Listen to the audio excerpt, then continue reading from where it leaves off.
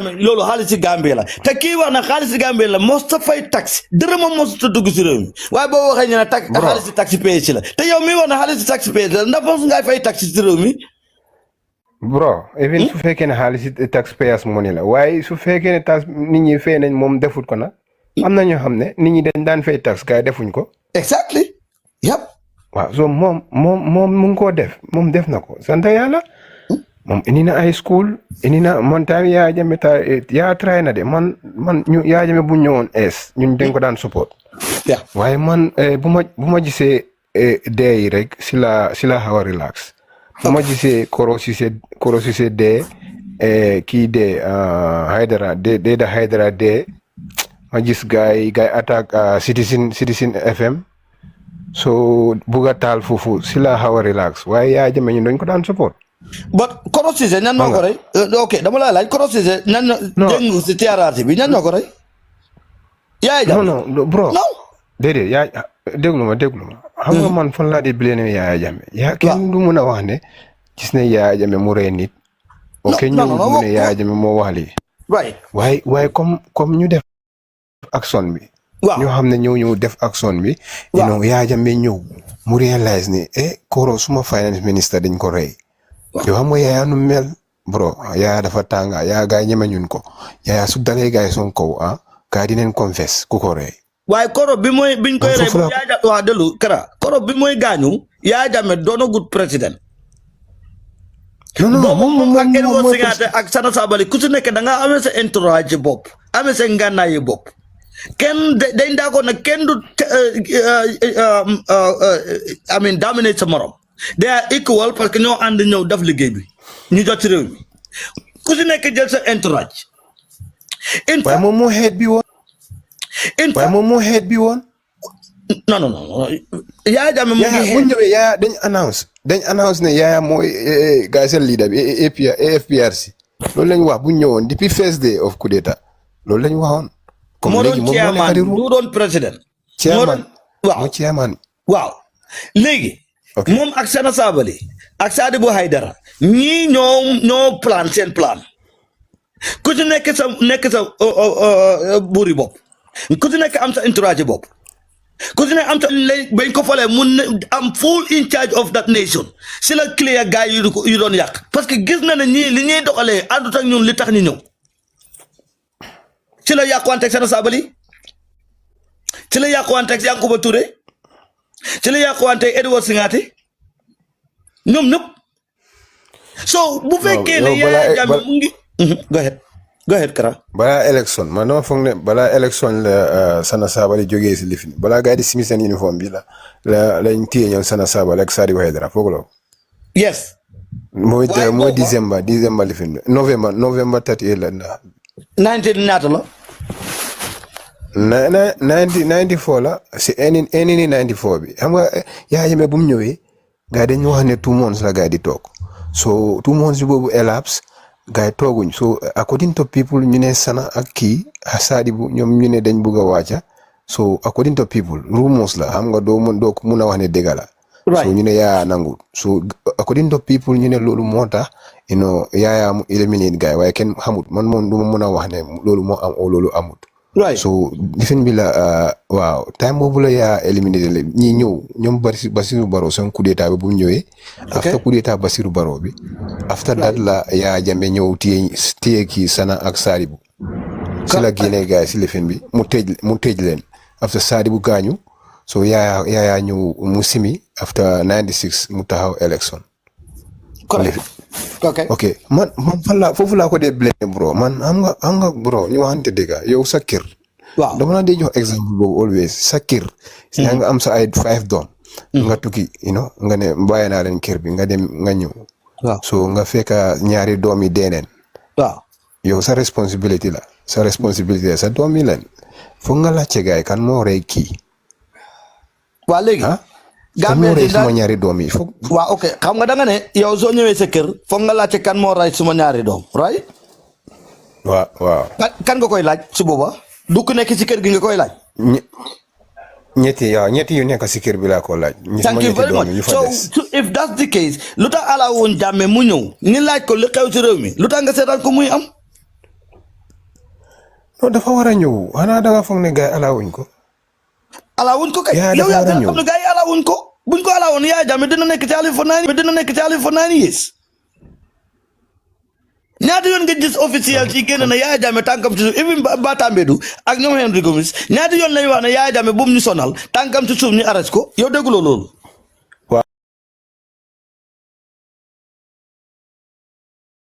neexut ko man xam naa Yaya su fekkee ne loolu neexut ko su tàngalee gaa seen ko rek dinañ wax kan moo ko rey. foofu lay waxee. non Yaya understand Jammeh naa la man maa yow ñu ngi di seen fii. Yaya Jammeh du ñu wax kan moo rey Koro Ceesay xam nañ kan a ko rey ñooñu ñu ngi ci Gambia work freely lu tax ñu bàyyi ñooñu. waaw ma ne Yaya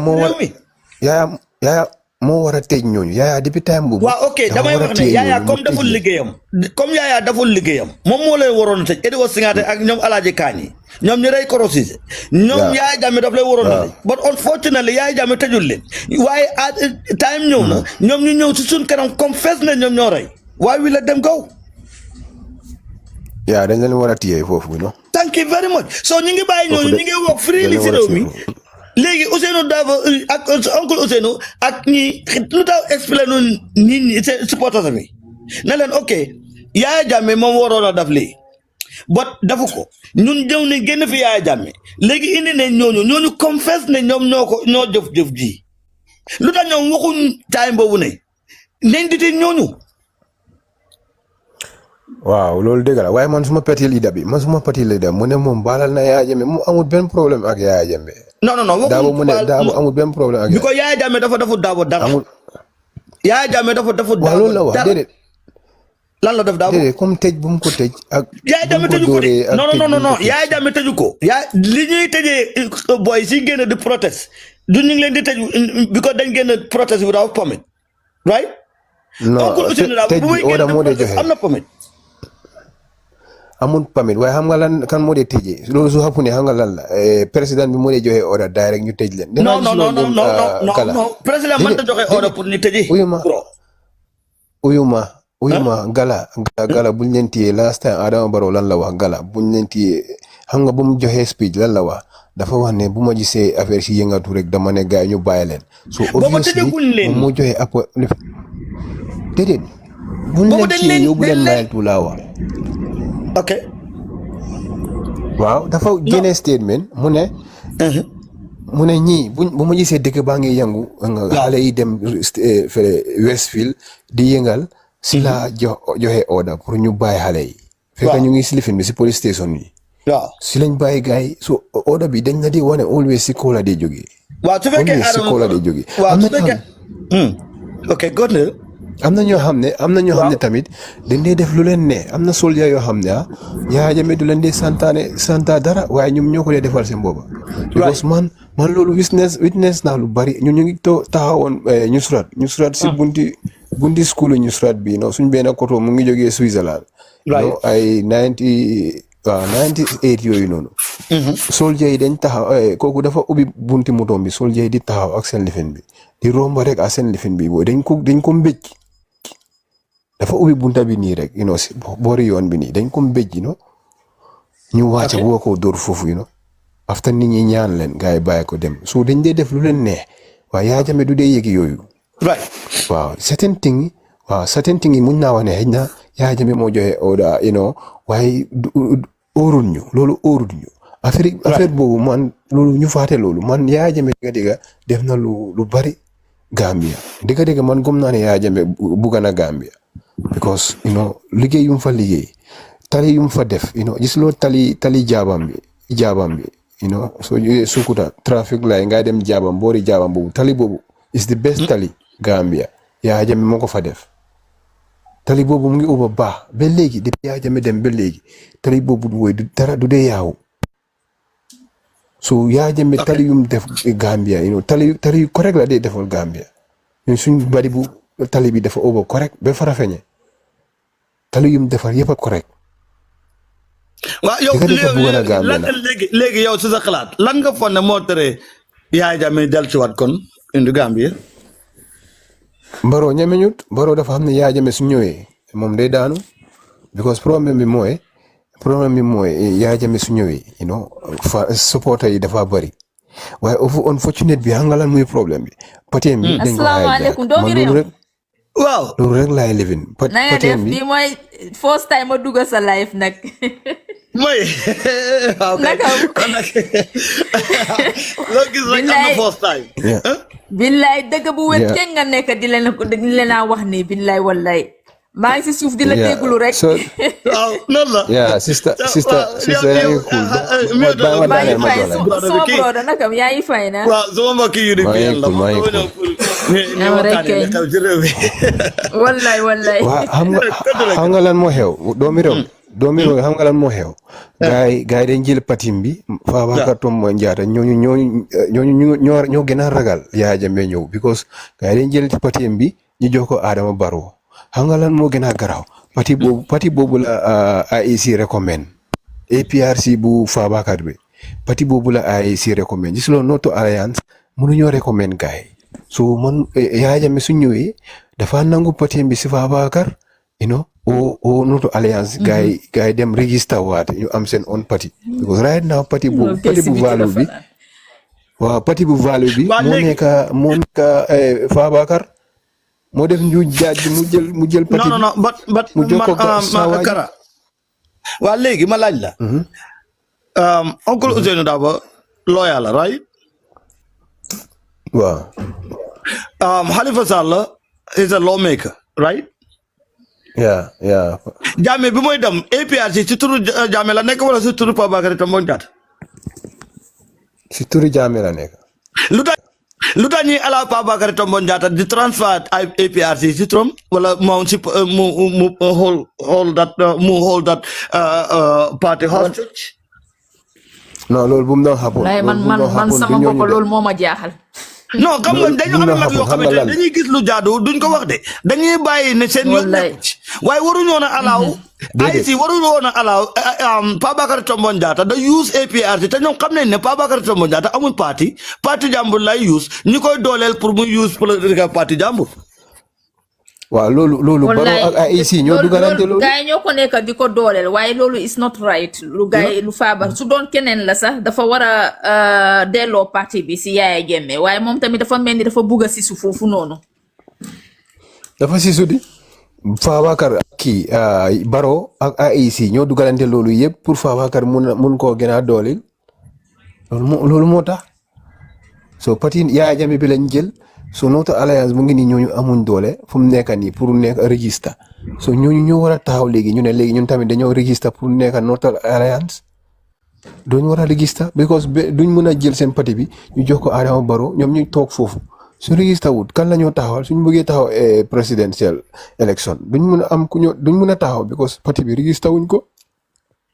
non waxuma Noto Alliance bi taxaw man li may wax mooy Ousainou Darboe Halifa Sallah Ousainou Darboe lawyer la Halifa Sallah is a lawmaker Adama Barrow is the president su fekkee ne Fabakary Tombong Jatta ñëw na bëgg use APRC ba ñoom Momar Allen Njie di ko nangu why they have been saying ne lii is not right Fabakary yow doo mën a use parti bi because parti bi registré ñu ko ci sa tur so therefore doo mën a fooj paper jàmbur dam da ko utilize bu doon na fii la it's a fraud you will be arrested man du ma mën a use document yi Kara dam da ko use it's wrong it's definitely wrong da nga war a xalaat da nga war a seet tamit kañ lañ ko def ñun loolu buñ ko defee 2021 balaa élection bi time boobu lañ def loolu at the same time man I don't care ban time lañ ko def ak time buñ ko mën a def Ousainou Darboe mu ngi fa lawyer la Halifa Sallah mu ngi fa lawmaker la Adama Barrow mu ngi fa mooy di président ñi gis somebody who forged somebody document bëgg ko utilize ñoom ñi ala loolu war na waaw fay naa la sax waaye tamit yab na suma parti bi da sane xaaral dama am gan UDP xaaral loo wax dëgg la comme na nangu na domiro nangu na gaay muñ na ñëw wax waaye yow tamit yab nga suma sama UDP la kon doo yaabi suma paa bi yow tamit xam nga lu ma bëgg do mu ne nek sawa waa UDP la dëgg. dama am gàdd. doo biro xam nga la laa bëgga dama bëgg nootu alliance gars yi ñëw ay UDP ñu li xam nga ñun bañul leen xam nga gars yi ñun suñu waxee rek gars yi dañ dee non bañ ngeen ñu non bañ ngeen for the fact ne non delu la nañ waxtaan yow te yaa ngi non xara Yusa bu leen def luy Yusa dama non Yusa don't do that please don't do that I beg you don't do that allow leen ko so by Kara you there maa la dégg ok oncle Ousseynou Dabo nga ne lu tax ma topp right ok dama ne la oncle Ousseynou Dabo lawyer la he could have said it especially ginnaaw bu mu nekkee opposition he could use it against Adama Barrow for his benefit pour mu taxawal réew mi ne man nag mënuma bokk ci loo xamante ne du wéeru ci loi du tegu ci loi parce que man loolu laa dund loolu laa jàng ci loolu laa professeur so duma nangu ñuy violate the law so for that matter mun naay taxaw mu xeex na no necessarily ne pas Bakary Tombong Jatta lay xeex de but mu ngi xeex based on the law ne doo mun a fooj document yi jàmbur dem utilize ko nangu naa dëgg yàlla nangu naa ko waaw loolu comme su fekkee ne loolu mun naa nekk erreur mistake waaye comme am na ku Yusa bi dafa bëgg a lifin bu ko wax naa ma ne comme gars yi buñ demee kanil laay non dafa ñëw affaire kanil laay bi la bëgg a wax because te am na plateforme bu ma dem tey si Malick yaa ngi wax Yahya Jammeh du mun a ñëw Gambia disa I was very disappointed billahi wala taala loolu nekkoon di wax si Malick loolu nekk di wani non sorry su fekkee ne da nga disappointed Yusa allow leen sorry léegi mu ngi ci suñu sorry su fekkee ne mu ngi ci suñu plan su fekkee ne dafa disappoint nañ defante ndànk rek because affaire du xol doomi réew ku nekk ngi mer soo waxee mer rek su fekkee ne waaw déglu ma rek su fekkee ne dafa disappoint maa ngi ko apologize ok that's fine waaye xam man lu ma waxoon xam nga man paa yooyu ak maire yi ak ñu dem foofu di déglu audio bi man dama feel because gars yi dañ bugg a Yahya Jammeh trop right so man dama gis ne man dama foog ne dafa dalal gars seen xel man loolu laa gom dafa dalal gars seen xel di leen wax ne maa ngi ñëw next month so man dama ne suma opinion la gom moo lifin ñooñu di am yaakaar warut a def loolu dama ne mind game la nekk di play loolu laa wax waaw ok fi nga rongee mooy fi nga ne Yahya Jammeh warutu def we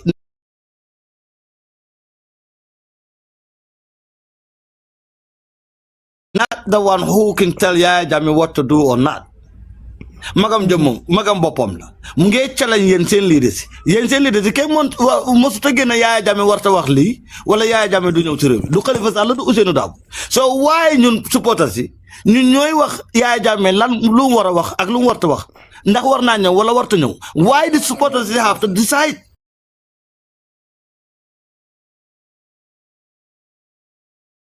jox di fili ne Yahya Jammeh dafay dalal ay nitam wante du ñëwaat. waaye déglu ma man danaa si jàngee keneen dana si jàngee. fii la ñuy waxtaanee. waaye buñ toog bee ragal a wax. doomi Romi. yes. uyuma yow suma ko toog nga yow man dama xanaa moom sa bungut yaay jëmee déglu ma rek. non xaaral may xaaral alaaw leen ko. ok Kara ñëwal.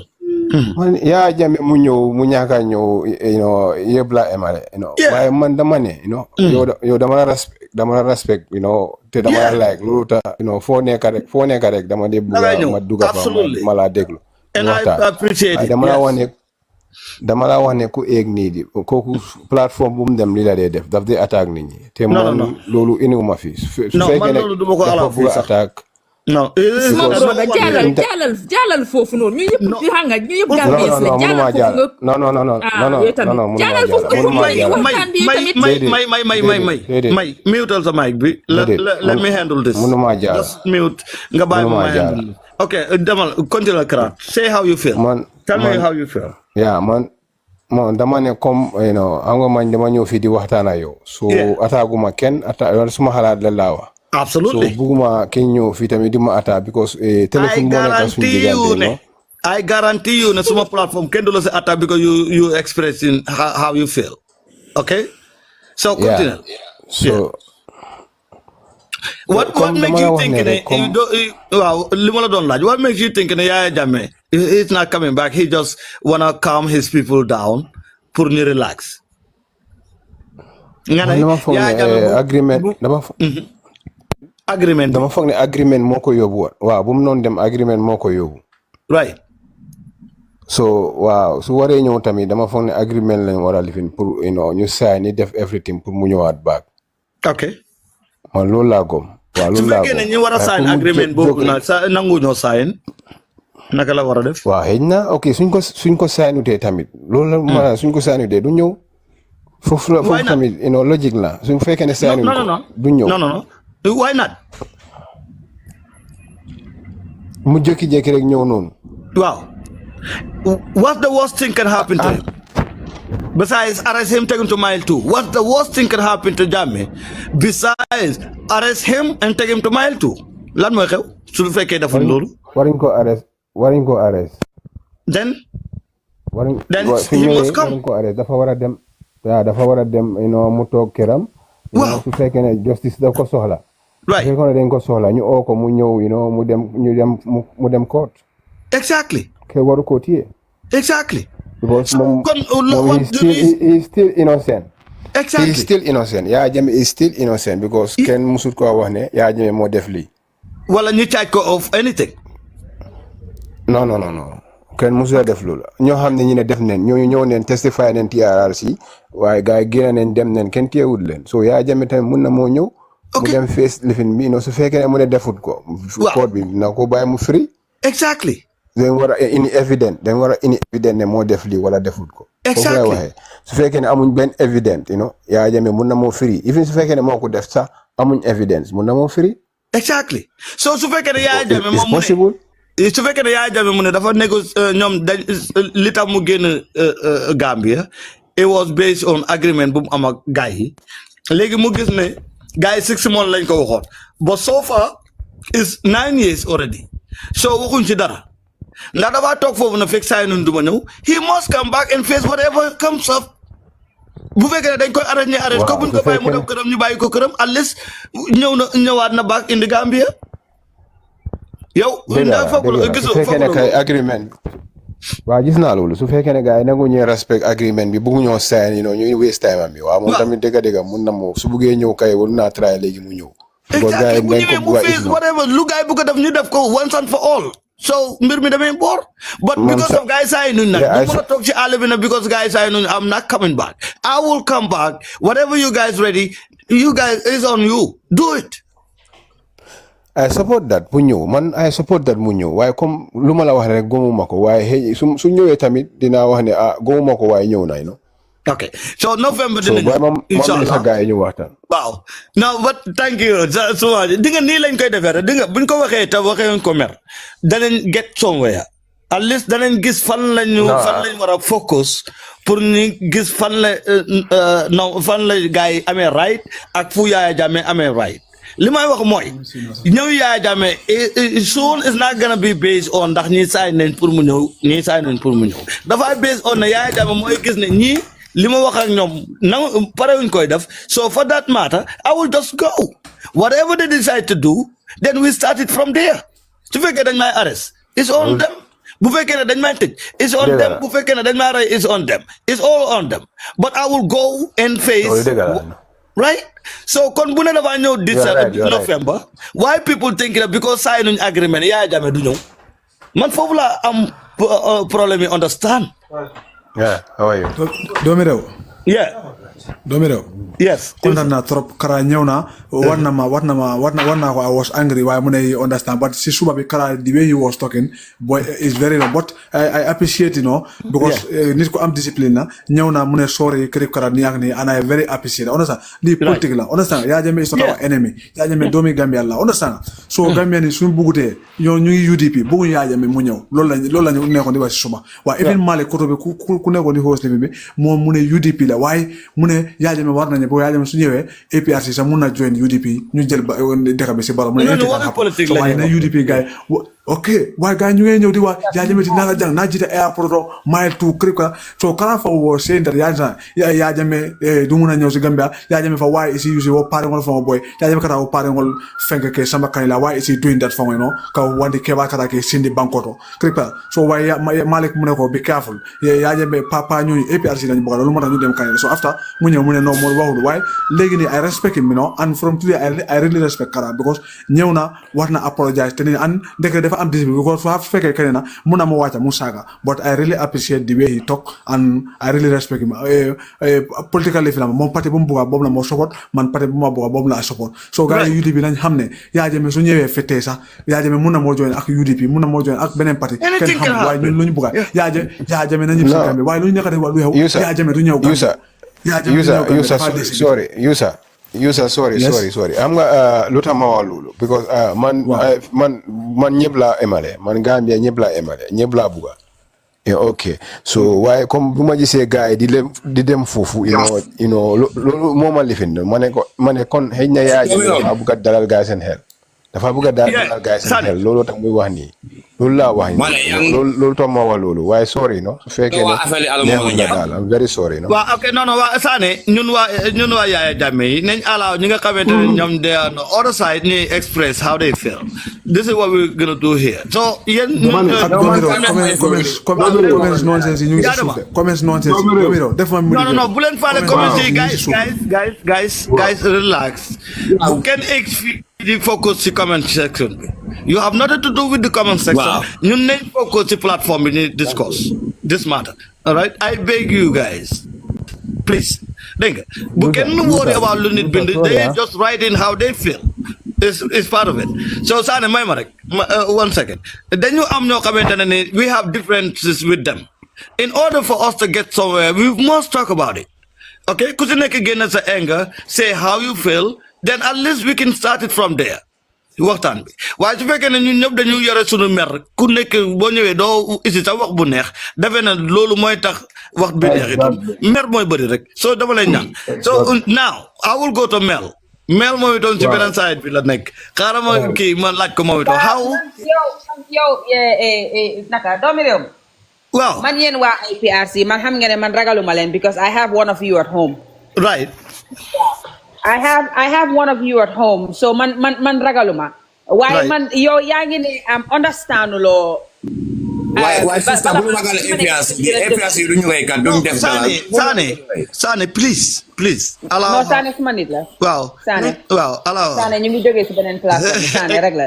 exactly doomi réew mi xam nga lan moo tax Jammeh du mën a ñëw without a discussion amut waaw because Jammeh dafa rule Gambia for 22 good years right te Jammeh mënut a just jógee beneen dëkk rek he is an influential he is a former president okay so te Gambia balaa plane di fa land foog ñu airspace yi nekk Sénégal ak airspace bi nekk Gambia mu jox la permission pour plane mu land now how ma nag what mode of transport moom la Jammeh di expect pour ñëwee but I am assuming ne xëy na Gambia government or maybe the Guinea Conakry government dinañ naka Equatorial Guinea government dinañ waxtaan ak ñun suñ government bi Gambia su ko defee ñu mun a am clearance for landing su ko defee Jammeh can be received at the airport by the Ministry of Interior or whoever nit ña mi dem yóbbu ko kanilaay mu dem mu support waaye the notion ne no Jammeh dafa just ñëw rek te dara du happen no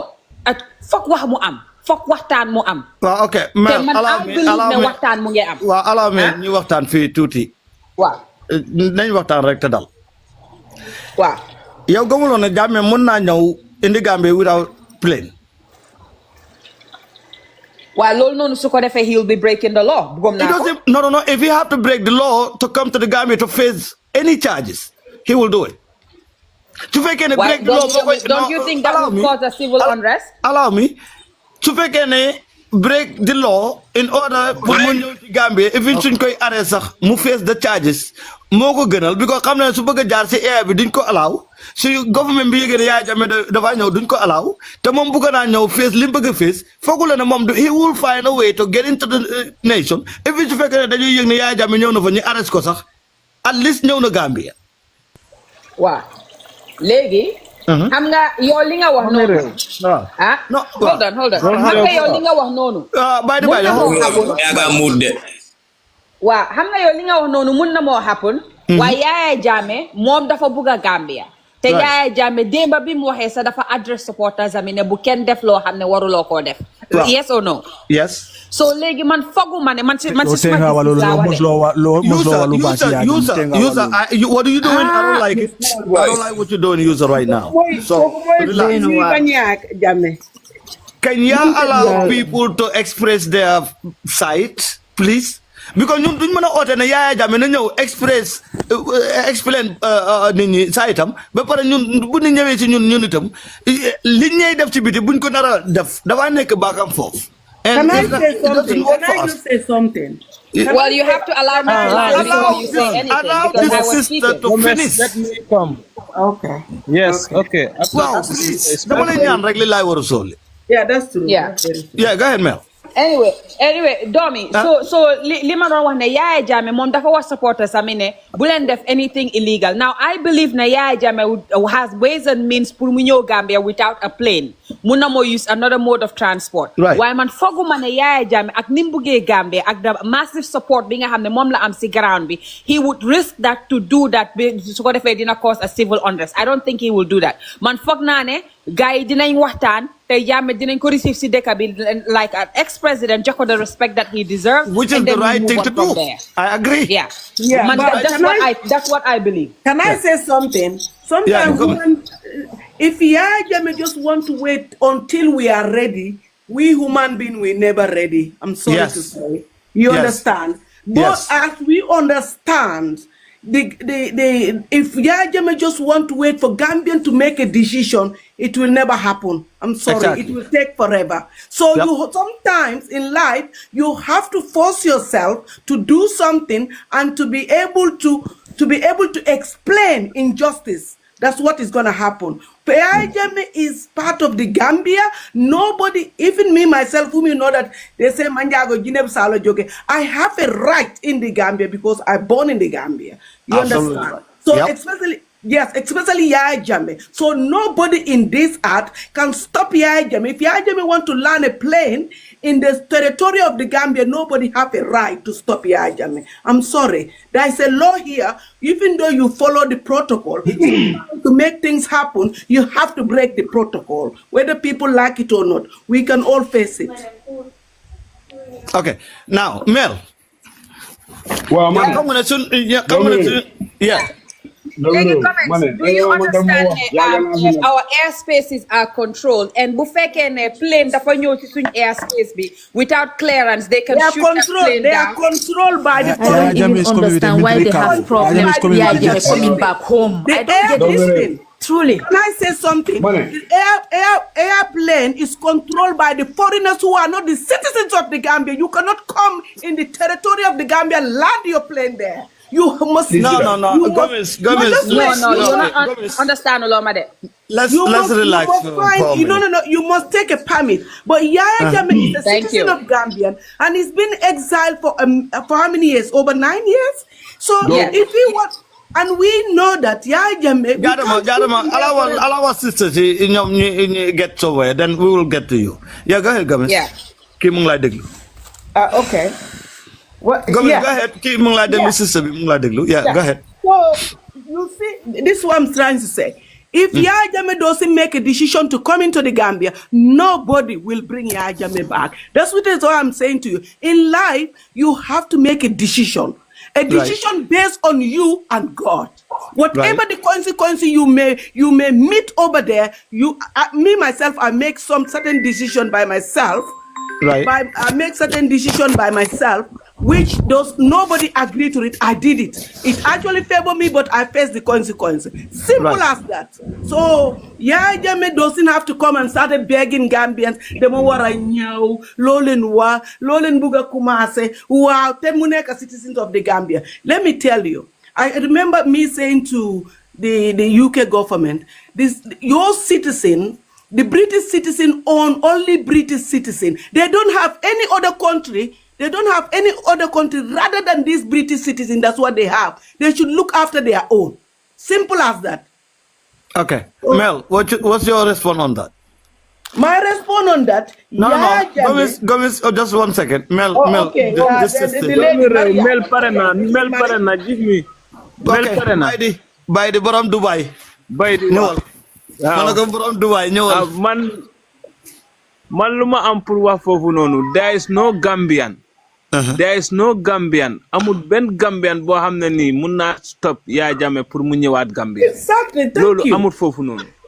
Gars yi ne Yahya Jammeh amul permit pour ñëw de. ñoom Bàyyi leen ñu wax seen wax. ñoom dañu wax seen wax. Ban permit la war am pour mu ñëwaat si dëkkam fu mu juddoo fu mu rule 22 good years. Nit yaa ngi juddu si government Yahya Jammeh ba léegi ñu ngi travel di dem di def lu nekk amee seen jabar yi amee seen njaboot amee seen everything man maa ngi ni UK fii si nii nguuru ñëw Yahya naa Jammeh lañ may ma tuuti ñëw naa fii nii ñoom ñu ñëw stop naa ko in pour the mu UK ñëwaat at a young age waaye lu ma gis British yi ma ne leen ne dama amoon benn oksa ba ma binda foofu noonu ma ne leen ne UK should focus in their citizens to help their citizens because they ask me why ma ne leen ne because the UK citizen only know UK they don't have any other country rather than UK. Assalamualaikum. No, no, people. Yes, anybody who think like that, remember Yahya Jammeh doesn't have Domiro, dama buga ñaan nak because dama meeting bala may dem I want to say something. 1 minute. Okay. Allegation you guys di wax yépp guys def nañ lu ëppal loo xam ne may ma 1 minute waay. Loolu lañ may ma 1 minute. Okay, come on. Doomi réew xam nga Gambian si I think da ngeen war a aar seen one on one. Gis nga yéen ñu wax ne Yahya Jammeh amul permit pour mu ñëw billahi wallahi tallahi gis nga may ma sister may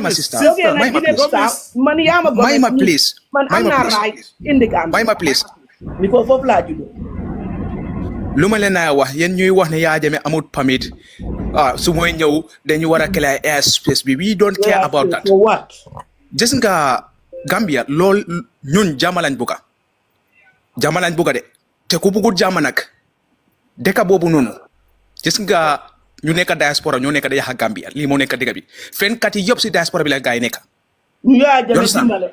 may ma rek gis nga Gambia soo leen buggee jàmm nag dañoo deflante ak yéen jàmm waaye soo leen waxee ne buggu leen jàmm dañ koo def ba fu mu war a agade te xam naa ne am na at this moment of time ñu nekk Gambia ñu ngi togga loo xamante ni ñun loo leen mënta togga ñun ñu ngi pare pour lekk ko loo leen jaay ñun ñu ngi pare pour jënd ko lii ngeen fail to understand and Adama Barrow we don't care about him ñooñu what we care is our leader nam delloo Gambia ma ne Yahya Jammeh lu mu wax démba ñëpp ko dégga ñëpp ko xam why who is talking about that who is talking about that nobody te yéen da ngeen war a understand benn biir gis nga ñu jaxase dëkk bi pas yoo xamante ni ñoom ñoo sos coalition bi ñii ñoo yaxa Gambia te ñii ñoo nangu ta wax Gambien si dëgga nangu ñoo waxal Gambien si dëgga gis nga ñoom agreement bu gars yi defoon ak Yahya Jammeh ak ECOWAS ak African Union gars yi xam nañ ko waaye kenn génnut pour mu clarifier ko pour Gambien si ñu xam ko yoon san lu bëri mu ngi jaxasoo si dëkk bi kenn du génn mu adresse décision bi kenn du génn mu wax foofu loolu lu ñoo xam te mbiri Yahya Jammeh mu ne Adama Barrow mu na hadi Adama Barrow mu ne Gambian politicien mu na hadi Gambia politicien mu ne opposition mu na hadi leen Yahya Jammeh mu ngee ñëw te ku yi wax ne Yahya Jammeh mënta ñëw Gambia without permit yow boo óoloo ne yow looy ote dafa nekk ci yow te da nga déggu ci loo nekk te da nga nekk a man enough xaaral ba di dee bi jot. waaw nga show up your manpower.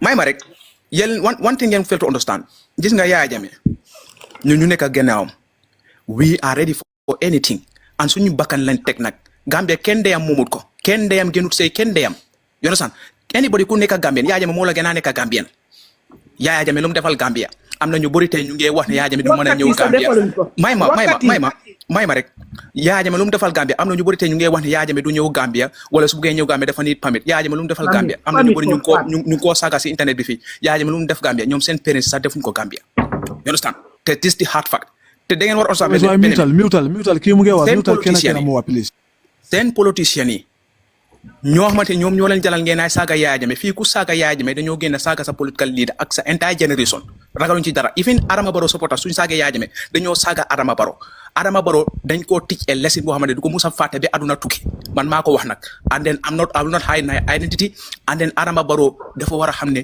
di day bi it will never fail di day boobu du musa fail te Yahya Jammeh da ngeen ko tooñ ba si kanam yàlla Yahya Jammeh alanam yàqa ngeen ko Gambia famille Yahya Jammeh seen ak seen ñelef yàqa ngeen ko Gambia alal Yahya Jammeh yàqa ngeen ko Gambia kan moo koy wax këri papam yàq nañ ko Gambia kan moo ma mën a wan tey Gambia nga ne ma fii këri jabari Yahya Jammeh la wala këri doomi Yahya Jammeh la amut you understand tey su demee yéen ñuy wax ne Yahya Jammeh mënta ñëw Gambia fekkee amut approval wala permit kan la baayam gën a nekk Gambian dan Yahya Jammeh kan la ndeyam gën a nekk Gambian dan Yahya Jammeh and who served the country? Who served in the military? May ma dalil sister country. May ma. Ñun ko mo Daniel by this country ne waxam bi because jaarama yàgg na fi moom itam dafa war a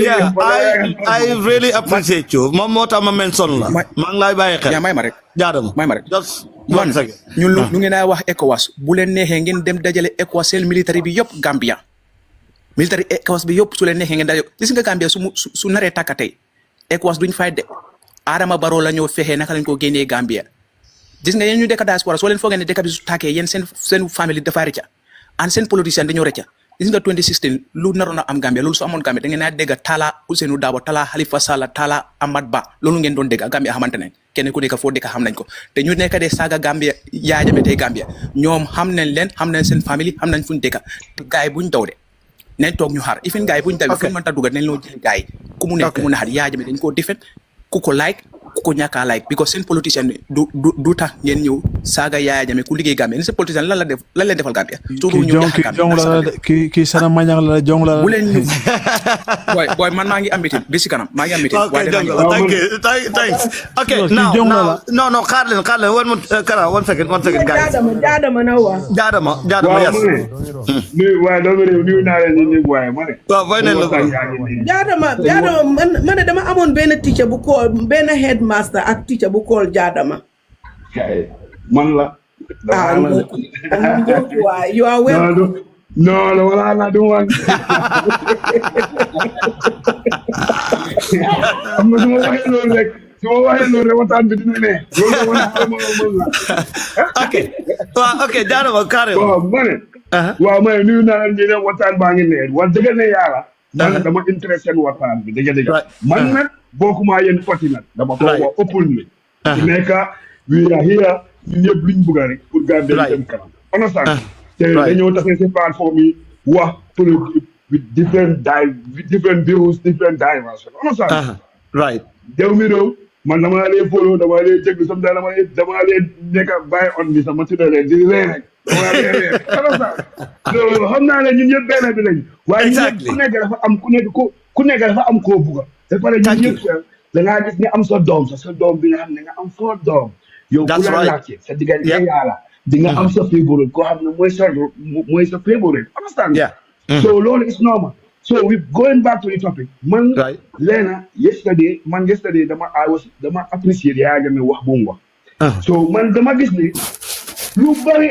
moo nekka moo xam ne mu ngi lëndëm loo xam ne Gambians don't know it understand yes because government bi they are hiding a lot of things ñun gis nañ ko sax even ni ñoo muufalee government bi sax ñun gis nañ ne lu bari la ñoo nekk di hide so Yahya Jammeh déema mu ngi doon hit nit yi ne ñeen maa ñi dañ def benn agreement election bi boobu another thing la boobu Gambian yaa vote that one is not part of it but Yahya Jammeh dafa demoon da accept mu ne moom nangu na he's going back to his home he's going to the farm so but there is an agreement so te Yahya Jammeh dafa bàyyi dëkkam dem si dëkki jàmbur te ñun ñëpp xam ne Yahya Jammeh xaw ma keneen de waaye I can put my hand to the fire that Yahya Jammeh moom dafa bugg a Gambia loolu moom xam naa ko égal pan africain la loolu moom you heard it you égal loolu mun nga ko wax loolu moom so fu mu nekk agreement moo ko fa yóbbu so léegi time dafa jot lu mu wax I guess that is 6 months bi jot na so léegi moom mu ngi wax Gambia nii ne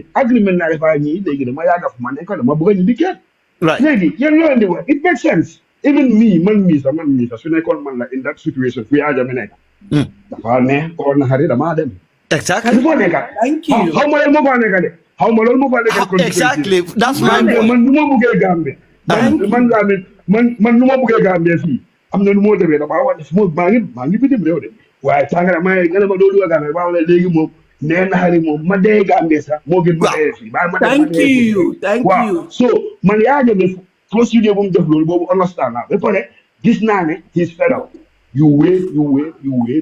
After you show the people, this is not the first time we are this is not the first time.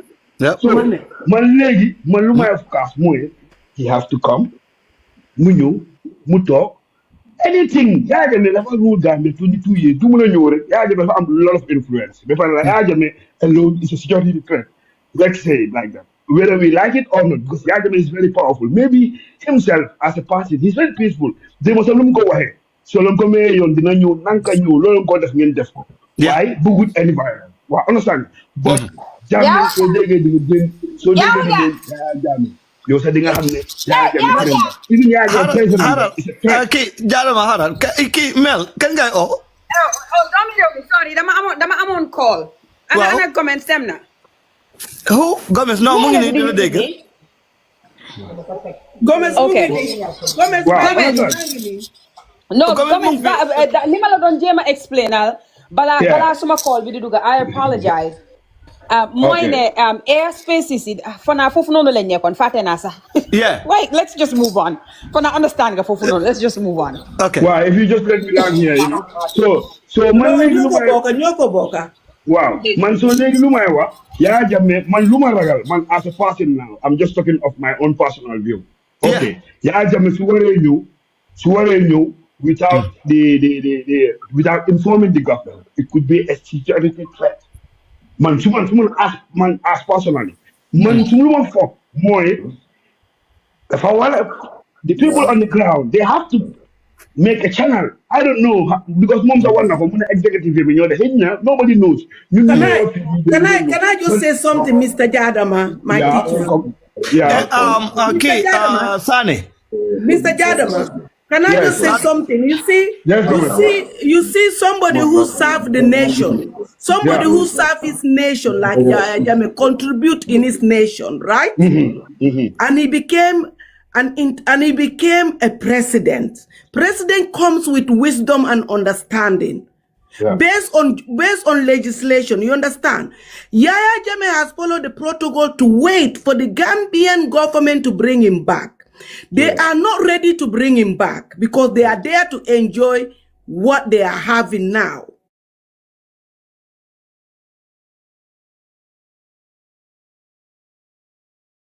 Now, right? Maybe a letter, official letter, whether they respond or they don't want to respond, but he will inform them, I am coming. So informing them, I am coming, which he's going to do. And if they respond and they don't respond, he has to come. Gambia belongs to all of us. Yeah, that one I agree with you. Yeah. So Gambia belongs to all of us. If they don't respond, he have all right to come. He's a citizen. Exactly. So Gambia 22 years. That respect alone, exactly. Because Yahya Jammeh dafa wara ñew mu face justice. No problem. Lolu mom Yahya Jammeh say you don't deny. Ñun dañ bëgg hear what happened. Lolu mom kenn du wax ne Yahya Jammeh will not face justice because do mu ne mom sa lolu la wax mu ne ragal justice. Mom sa lolu la wax last studio ambi. Man sa last studio ambi.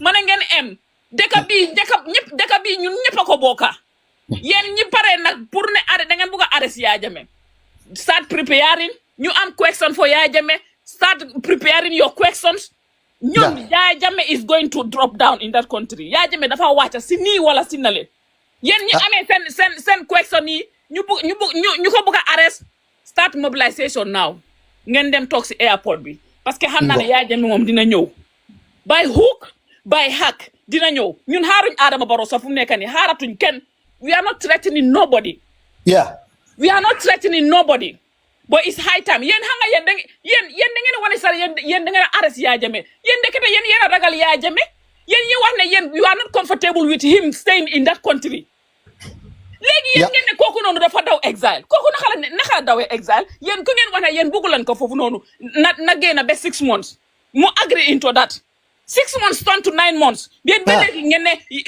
ba léegi warta ñëw naanata mbaa arrest la le ali pare de momo lefta arrest kayaji mi arrest ali alal te city kabrin sa ali belto ñini de ngeen bekka seen liggéey bam ne kit ami man li ma wax sànq sax mooy ne Gambia pour mu régler foog ñu xeex loolu laa waxal nii moo tax ma ne leen ne xam nga lii sax baytulaa yàgg naa wax lii nii mu ne 2016 it's a mistake sax ne dara xewutoon Gambia te man loolu laa gom because ñi balaa ñooy mun a xamante foo ñu xoolante ñu teg suñ doole ñu tesante suñ doole ci lañ ñi ku nekk di xam boppam ku nekk dina toog sa place fi nga war a nga fa ñi lañ bëgg a yab nit yi dangaa dugga si yeneen plateforme yi ñu lay wax ay nonsense ñuy wax nonsense Yahya Jammeh ñoom seen njiit yi loo xamante ne defuñ dara lool si Gambia bi ñoom ñu ne nit ñi respect ñooñu noonu koo xamante ne dafa liggéey 22 years mu sacrifice life am bi sacrifice for Gambians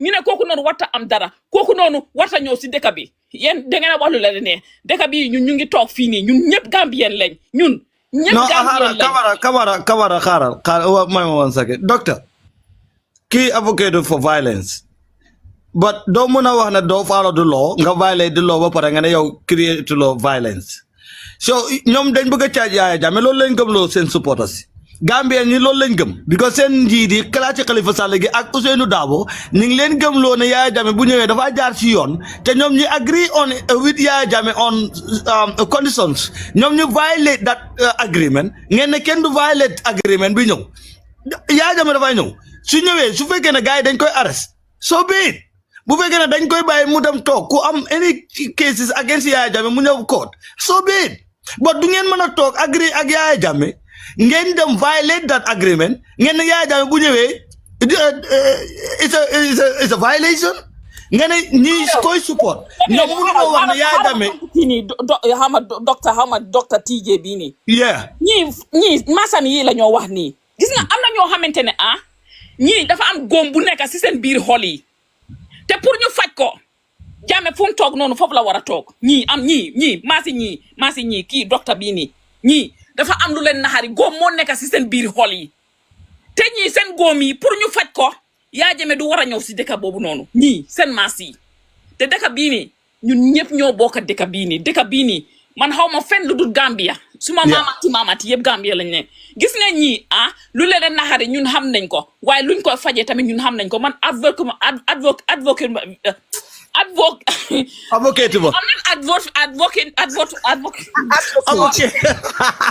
wax naa leen bu ngeen di waxee xol da ngeen di ñaan xam nga léegi when you get angry I know words even go out of your mouth your mouth doguma la de ami balal ma de ami doguma la de APRC dégluma APRC we are not a party of violence and everybody know that APRC is not a party of violence. If not, don't be me. These 9 years that Jammeh is out of this country, what they did not do for APRC? They did not do for APRC? Nothing. But still, we abide by the law and we do everything that Jammeh asks us to do. Do not insult. Do not be law-abiding by citizens. And we do all this. We cooperate with this government. We did everything just for this. For peace to reign. And now, these people, Jammeh is announcing that he's coming back. And this one is becoming a problem. And I knew that since yesterday, that this, for the next 4 weeks that is coming, this is going to be the topic of Gambian TikTokers or Facebook or any platform that you think of. This is what is going to be there. And these people, they disrespect people. They talk all sort of nonsense towards the APRC. But yet, we still sit and then gather ourselves. But these people did not do nothing. Calm down. I'm not angry. This is how I talk. They don't do that. Nothing, absolutely nothing for the country. And they expect us to give them high respect. And somebody who worked so hard, somebody who fought for this country, somebody who made Gambia to be Gambia, somebody who made Gambians who are respected outside the country, outside the world. and they want this one to sit in that little corner in Guinea Equatorial, and then they will sit comfortable eating their benachin and drinking their juice. It will not happen. If you want to call me any name, I don't give a damn. I don't give a shit. Call me any name. It's I don't okay. care. But I'm telling you, Gambians, like me, we are ready for die. You are ready to die for Jammeh. I'm telling you, because Gambian is for Gambian, and it belongs to all of us. Right. So if you think Jammeh is not coming, if you have question for Jammeh, my sisters and my brothers, gather them, write a whole bunch of papers of question of whatever, and then do whatever you want to do just to arrest Jammeh. You will meet us here. Good. Thank you. Okay. Hold like Amadou. No. Okay.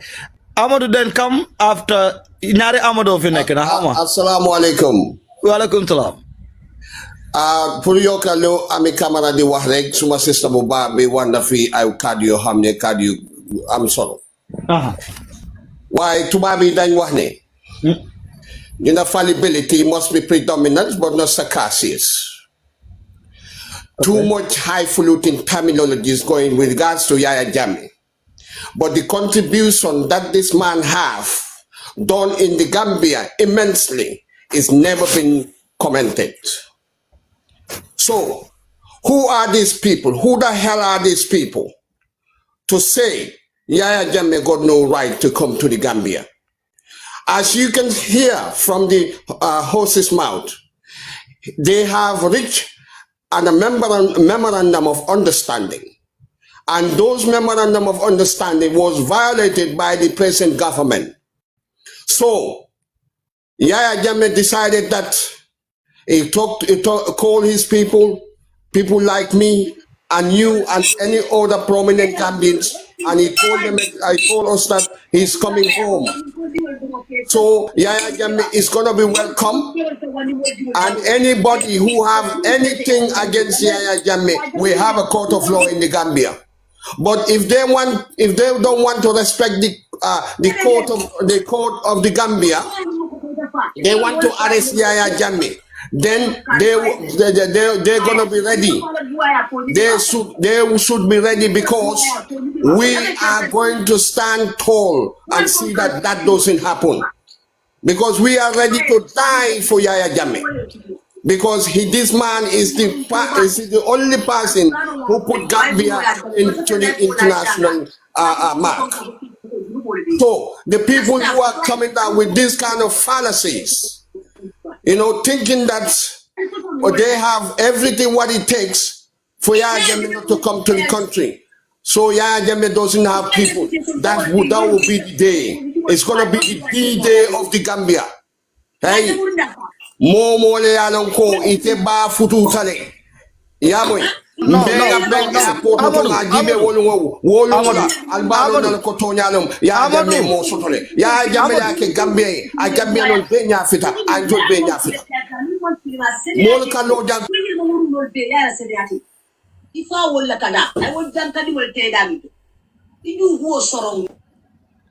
Okay, so I'm going to mute, so I'm going to cause noise here. All right, Amadou, let's be easy. We all upset about the situation. That's why we gather here to send a message to these opposition supporters. Please. Well, okay. Why someone like no, someone don't buga soy wax nga pay attention someone la oye nga mun ma deg because man okay. I'm sorry. Yeah. You understand? This man should be respected. Mu ñew to the country. Ñu joko government responsibility moy ne légui lañ wara commence start facilitate pour Yahya Jammeh ñum ci peacefully. Lolu ñu ko setlu ci government bi at this present moment. One nañ ko def because it's a challenge to them. One nañ make that contact. Waji ñew ñu joko keram ñu respect ko. Ñom ñoo taxaw fi ñu ne democracy moy nekk ci Gambia. So let them be the proof of that. Moy ne ñu respect ko joko keram joko everything. You understand? Every Gambian law, you have to be proven innocent before guilty. While trial by media, no. Lolu munuta am. Because lolu mo happen si dekabi. Yahya Jammeh, mom tay, kilifa la bo hamne, tey dañ ko war a teral sax rural development of the Gambia the rural development of the Gambia bu njëkk bi yéen mu nekk fii yépp déglu leen ma bu baax ma wax leen ne di mooy the most important development boo xam ne Yaya Jammeh def na ko in the Gambia bu njëkk bi soo buggee sa doom jànga si high school dangaa jógee si dëkk si dex bi nga ñëw from Bolonkono to the Banjul Serekunda area nga mun a yóbbu sa doom fu mu war a stay pour mu mun a dem jàngi Yaya Jammeh ñëw mu génne loolu yépp léegi soo buggee travel from here from Brikama Banjul up to fii Nakabase you can do it within about 1 or 2 hours. Okay, about 7 hours. Okay, Amadou. Now, I want actually, dama like one question then respond. Turn to So, Yes. what we do, Yaya Jammeh develop the revenue. What we later you get the money. Guy then Yaya Jammeh cannot come without permit. No, fofla mer nak. Okay, there is no law. Man ni Gomez, the man mer. There is no law that stop Yaya Jammeh not to come to the Gambia. There is no law. How many years you gonna bring saga motor man?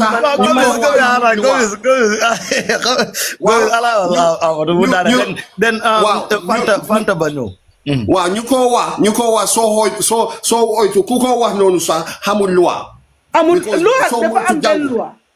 Amul loi. Why buma waxe gislo buma waxe rek mu ne ma Gomez sorry de man understand uma won manako ne next time so understand ute nga like because you don't just come here and start it opening your mouth ngay won ne Yaya Jammeh def nek dafa nek moromam yow ko xamne nit ko xamne dafa serve his country Yaya Jammeh serve his country from the minister to the president mané yow one second Gomez mané apologize na dem okay, Amadou Kharal, 1 second. No, Amadou, clear, but let me make 1 second. Whoever opposed the Yaya Jammeh, send parents in support Yaya Jammeh. So let's tolerate sometime. I'm not coming up in nobody know coming in Yaya Jammeh. But at the same time, send parents, action sisters, same brother, they are die-hard Yaya Jammeh. Okay? So at the end, ñun li ñuy wax nañ ko émale ci ki nga xamantene mo ñëw ne Yaya Jammeh du ñëw without this condition waaye buñ foog ne because moom mu ngi oppose Yaya Jammeh mais 3/4 of his family ñu ngi support Yaya Jammeh loolu itam nañ ko sorale dégg ngeen waaw mané Yaya Jammeh needed permission to come back to Gambia needed anybody to work on it when to come and when to not to come Right. Yaya Jammeh anytime bu mbuga ñëw Gambia he will come. Right. Because Ben Lua Terewu Kobum New Gambia. Okay. Because he's a born citizen of the Gambia. Nako Gambian. The moment his foot step in the Gambian soil, he will be arrested. They don't know what they're talking about. Kero dekabi taka. Mutaka beyo sabopa. Kendu nelo kero Gambia. Nanko tridek. Okay. Now, legi Daniel Alfo, take Alfo Sabaram. Fanta ba? Kamu Fanta ba? Kamu? Baya. Baya. Okay. Malela nuyu yeen ñep ci suuf, even the haters of APRC, malela nuyu ñep. Man am a peaceful person. Right. Luma bëgga wax moy, ku doon wax amna ben life ma joggé té yow té yépp mang ci life yi.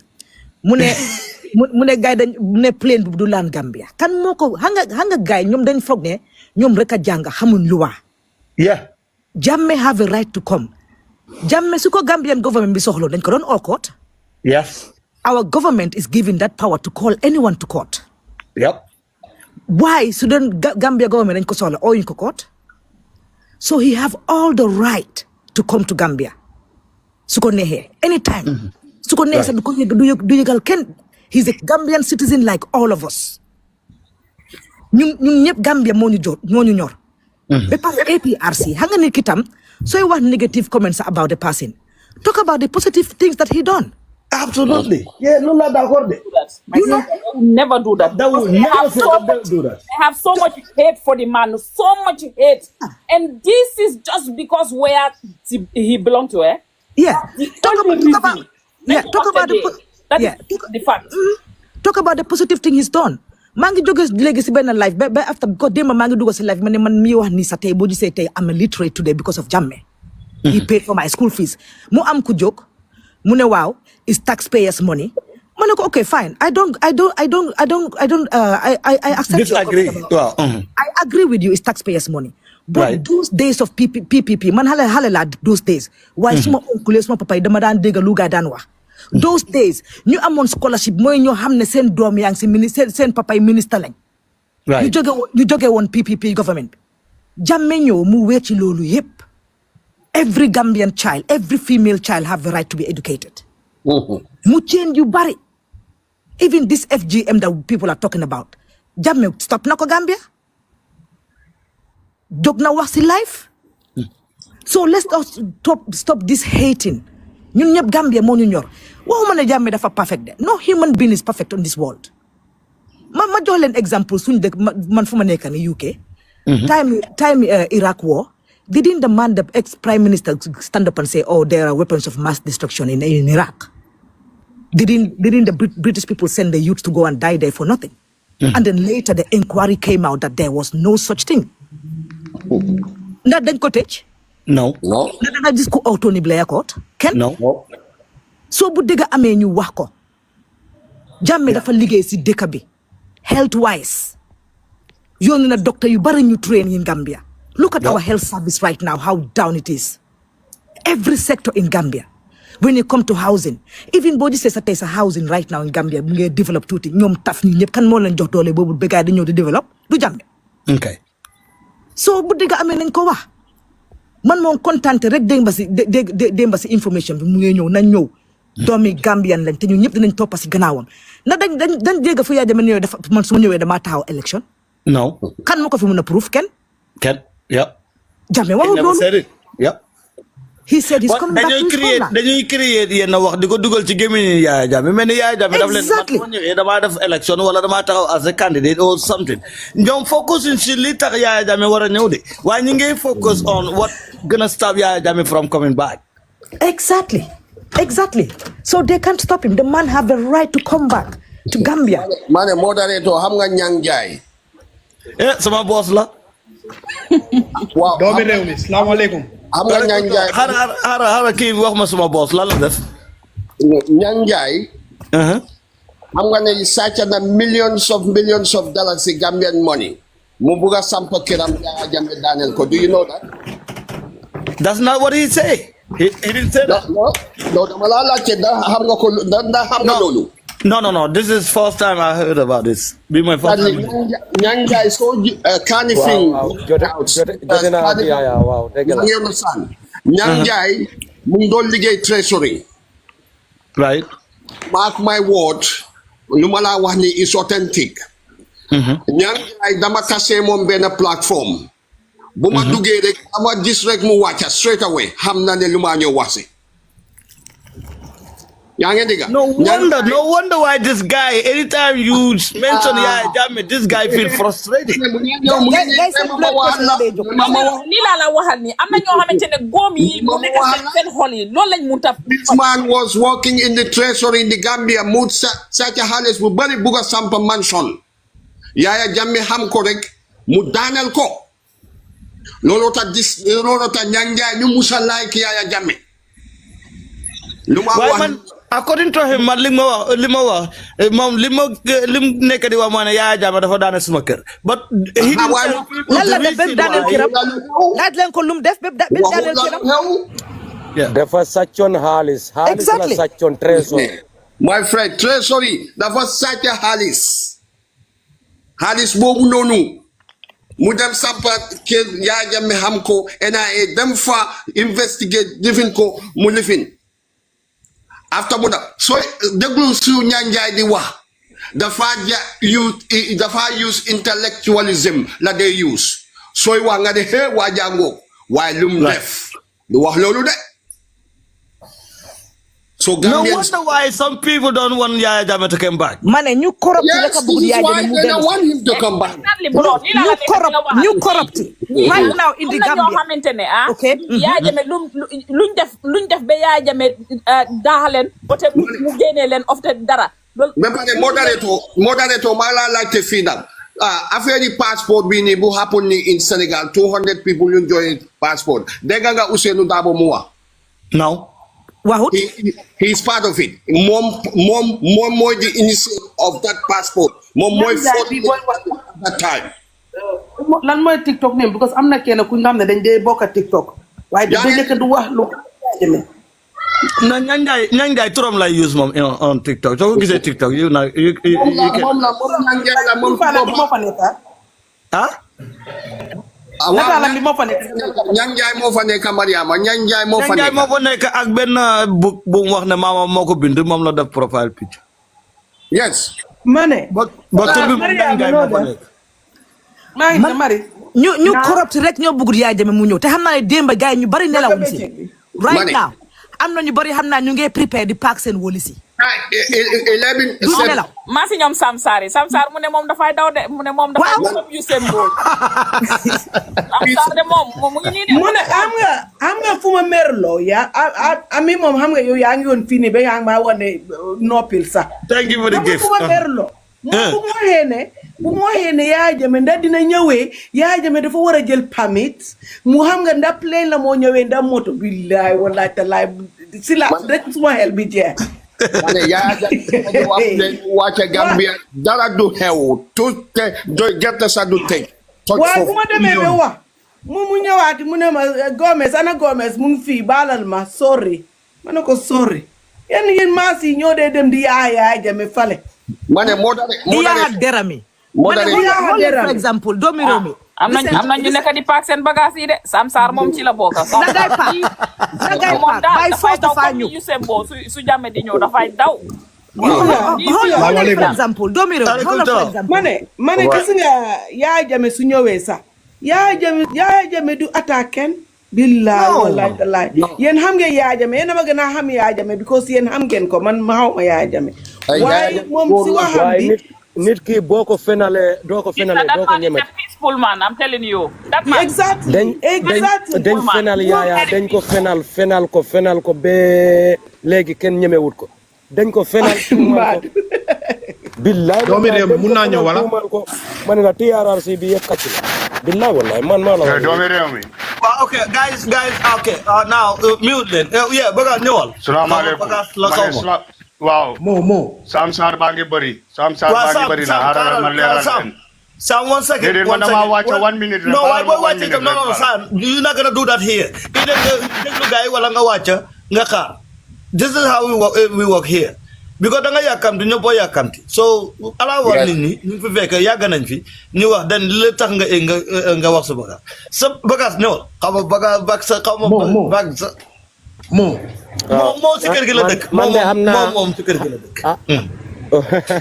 xam naa ñi bañ Yaya ñëw yëpp bul si génn demal nga xool seen profil yi de nga dugg ku defut ay fekk profil demal nga xool leen ay waa Ensafal waa UDP ñoom rek ñoo amul intérêt pour Yaya ñib si ñoo bëggul Yaya ñëw itam UDP waa Ensafal depuis dañ ko fenal tuumal ko ay tuuma yi rëy billahi wallahi loolu moo tax bëgguñ Yaya ñëw leeral ci dara ñoom mi Yaya ñib si réew mi saa nekkul le te len na moo ma jàkkal UDP Ousseynou Dabo dañ ko condamné woon du dee fay impôt ba passeport am bi mënul déposer candidat Ousmane Dabo depuis noonu la sañse passeport bi dafa doon yóbbu ay nit Amérique di leen fi bàyyi ñu condamné ko passeport bi ba mu sañse ko loolu moo tax élection bu jàll nii Ousmane Numukunda Dabo la fi def dem leen ngeen vérifier loolu dëgg la te du den fay taxi te Adama Barrow mu ne may na ko benn laan may jabaram benn laan may doomam benn laan ban doomi Yaya Jammeh lañ mos a fay may fii laan xam nga tappale buñ ci nekk nii billahi wallahi tallahi il faut ñu xeex ak ñii len na de Barrow nangu ànd ak ñun ñu dem delloo Yaya di ko advice man foofu lay mun a ànd ak Barrow loolu mooy loolu man kay Barrow li ma koy yéene man ak yàlla rek du ma ko wax si kaw waaye li may yéene Barrow moom bàyyi du ma ko wax fii waaye nañ bàyyi Yaya mu ñëw Barrow bu bëggee jàmm daal bëgg a gouverner waat yore waat réew mi na bàyyi Yaya ñëw di ko advice man moom UDP du ma wax seen affaire depuis seen njiit bi dafa dëng dañ ko condamné fale Amérique ñëw condamné ko fii depuis du fay taxe ba munu déposé candidat mu dem sansé waat passeport bi tour bi mu defaat fii nu mu Kunda Dabo moom kenn mu naan nañ ko gem billahi wallahi tallahi dégg la lu nga wax dégg la loolu dégg la billahi dañ ko condamné du dee fay taxe ñu yóbbu ko justice ñu condamné ko loolu moo tax munu déposé passeport am bi munu déposé ay candidat loolu moo taxoon mu sansé waat tour bi mu def fi nu mu Kunda Dabo léegi moom dekkam bi lay laaxoo pour mu ñëw mun a def candidat Why? Okay, Baksha, okay, understand now. Okay, but at the same time, Yahya Jammeh mentioned Halifa, okay, Usainu Dabo, Halifa Sallah la mention, si agreement bi tax mu dem. Lan ngeen am pour wax Halifa Sallah? Xam nga lan la dañ signé woon balaa Yahya di dem am na lii ñoom ñoo violé loi Yahya bi droit Yahya. Right. Am na lu ñu signé woon ak Yahya time bi jot ñoom defuñ lu ñu waxtaanoon ak Yahya lan moo tax xam nga di violer droit nit ki fekkee yaa ko ëpp doole rek wala am na foo laaxu rek loolu dafa yombu de. dafa yombu ba dee. noonu lañ defante ak Yahya sax dafa bëgg a jàmm ba tey toog fale bu doon loolu fipp na tel mu naan moom depuis dañ violer droit am dafay ñëw waaye loolu yëpp defut ko. ma ne la waa Essa Faal kenn bu la nax de waa Essa Faal UDP bul ci jëlee sa xel ñoom ñooy bañ Yahya ñëw si réew mi ñoom rek. amul beneen ku am intérêt time bu doon def fi Yahya coup d'état ñëpp amul doon ku am intérêt boobu bu dut UDP rek moo nekkoon fi parti buy am intérêt pour ñu coup d'état Yahya lii moo fi amoon. ok waa Sénégal ñoom dañ ñu compolé Sénégal fan la ñu compolé ñoom dañ bëggoon gas seen essence Yahya mu ngi bëgg a gas essence am fii si Gambia voilà.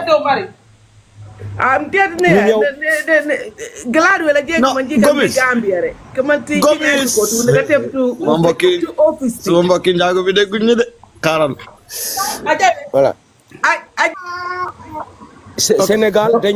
Sénégal ñoom dañ ñu kompolo depuis dañ bëggoon a gas seen essence ñu xam ne Yahya moo leen di jëkk a gas seen bos Gambia billahi wallahi taala ñu kompolo ak Macky Sall pour ñu ñëw jëlee fii Yahya loolu itam dañ ko bëggoon a def balaa di ko fi jëlee rey fii ay nit.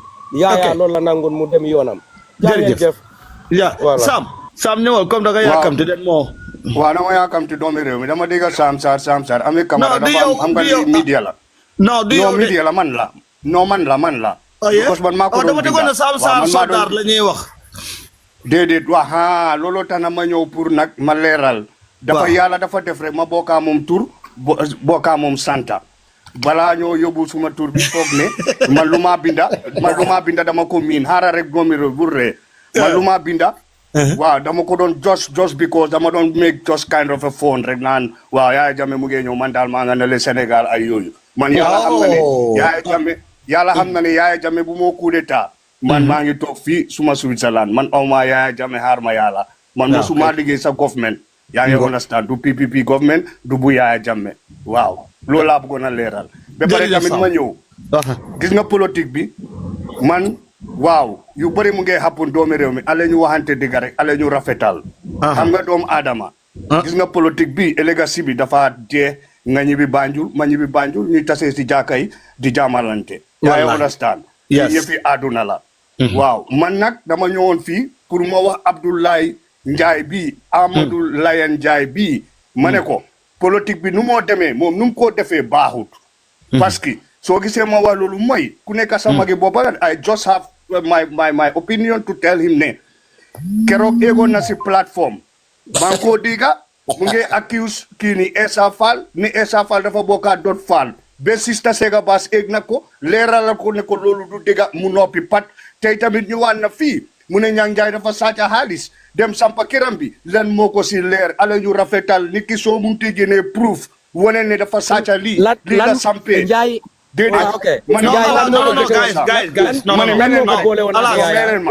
allow leen ko ñu move on from nga doomi réew mi yow ak sa differences ak njaay yëpp da ngeen dee mun a toog ngeen a waxtaan yaa ngi understand ngeen a xelalante ala ñu waxante dëgga yow sa boppa soo gisee ku eeg si fii muy wax waxi si koo xam ne ni da ngeen mun a toog si benn campé di waxtaan moom di yokkante xalaat moom mu ñëw fii di def such kind of allegations si koo xam ne nii dafa yaaga xosulam ale ñu bàyyante waaw ok Sarr dinaa la laaj images Sam waaw Sam dinaa la laaj the same correction ndax ñuy wax against Yaya Jammeh am nañ proof wala evidence bu ñuy waxee ne li ñuy wax si Yaya Jammeh dëgg la déedéet doomi réew thank you very much jaxase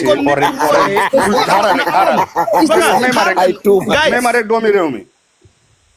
doomi réew mi understand nga xam nga yëfi politique bi lu tax Njaay accept na ne daaneel kiram bi ma ne déedéet Amadou may ko Amadou xaaral doomi réew mi politique bi right standard bi booy wax ni yëfi Yaya Jammeh xam nga loolu moom si politique la ku nekk dafa taxaw rek pour mburam daan yaa ngi understand waaye when we personally ñun nen fii di waxtaan di ut di way forward parce que yow Gambia moo la ñor si noo ko waxee keneen ak keneen Gambia moo ko ñor waaye man lu ma ñaan fii rek mooy ñu bàyyi daal di dóorante baaxut nit ki doom na toog fii kilifa bu toog ni ñang jaay xam nga naan ko dafa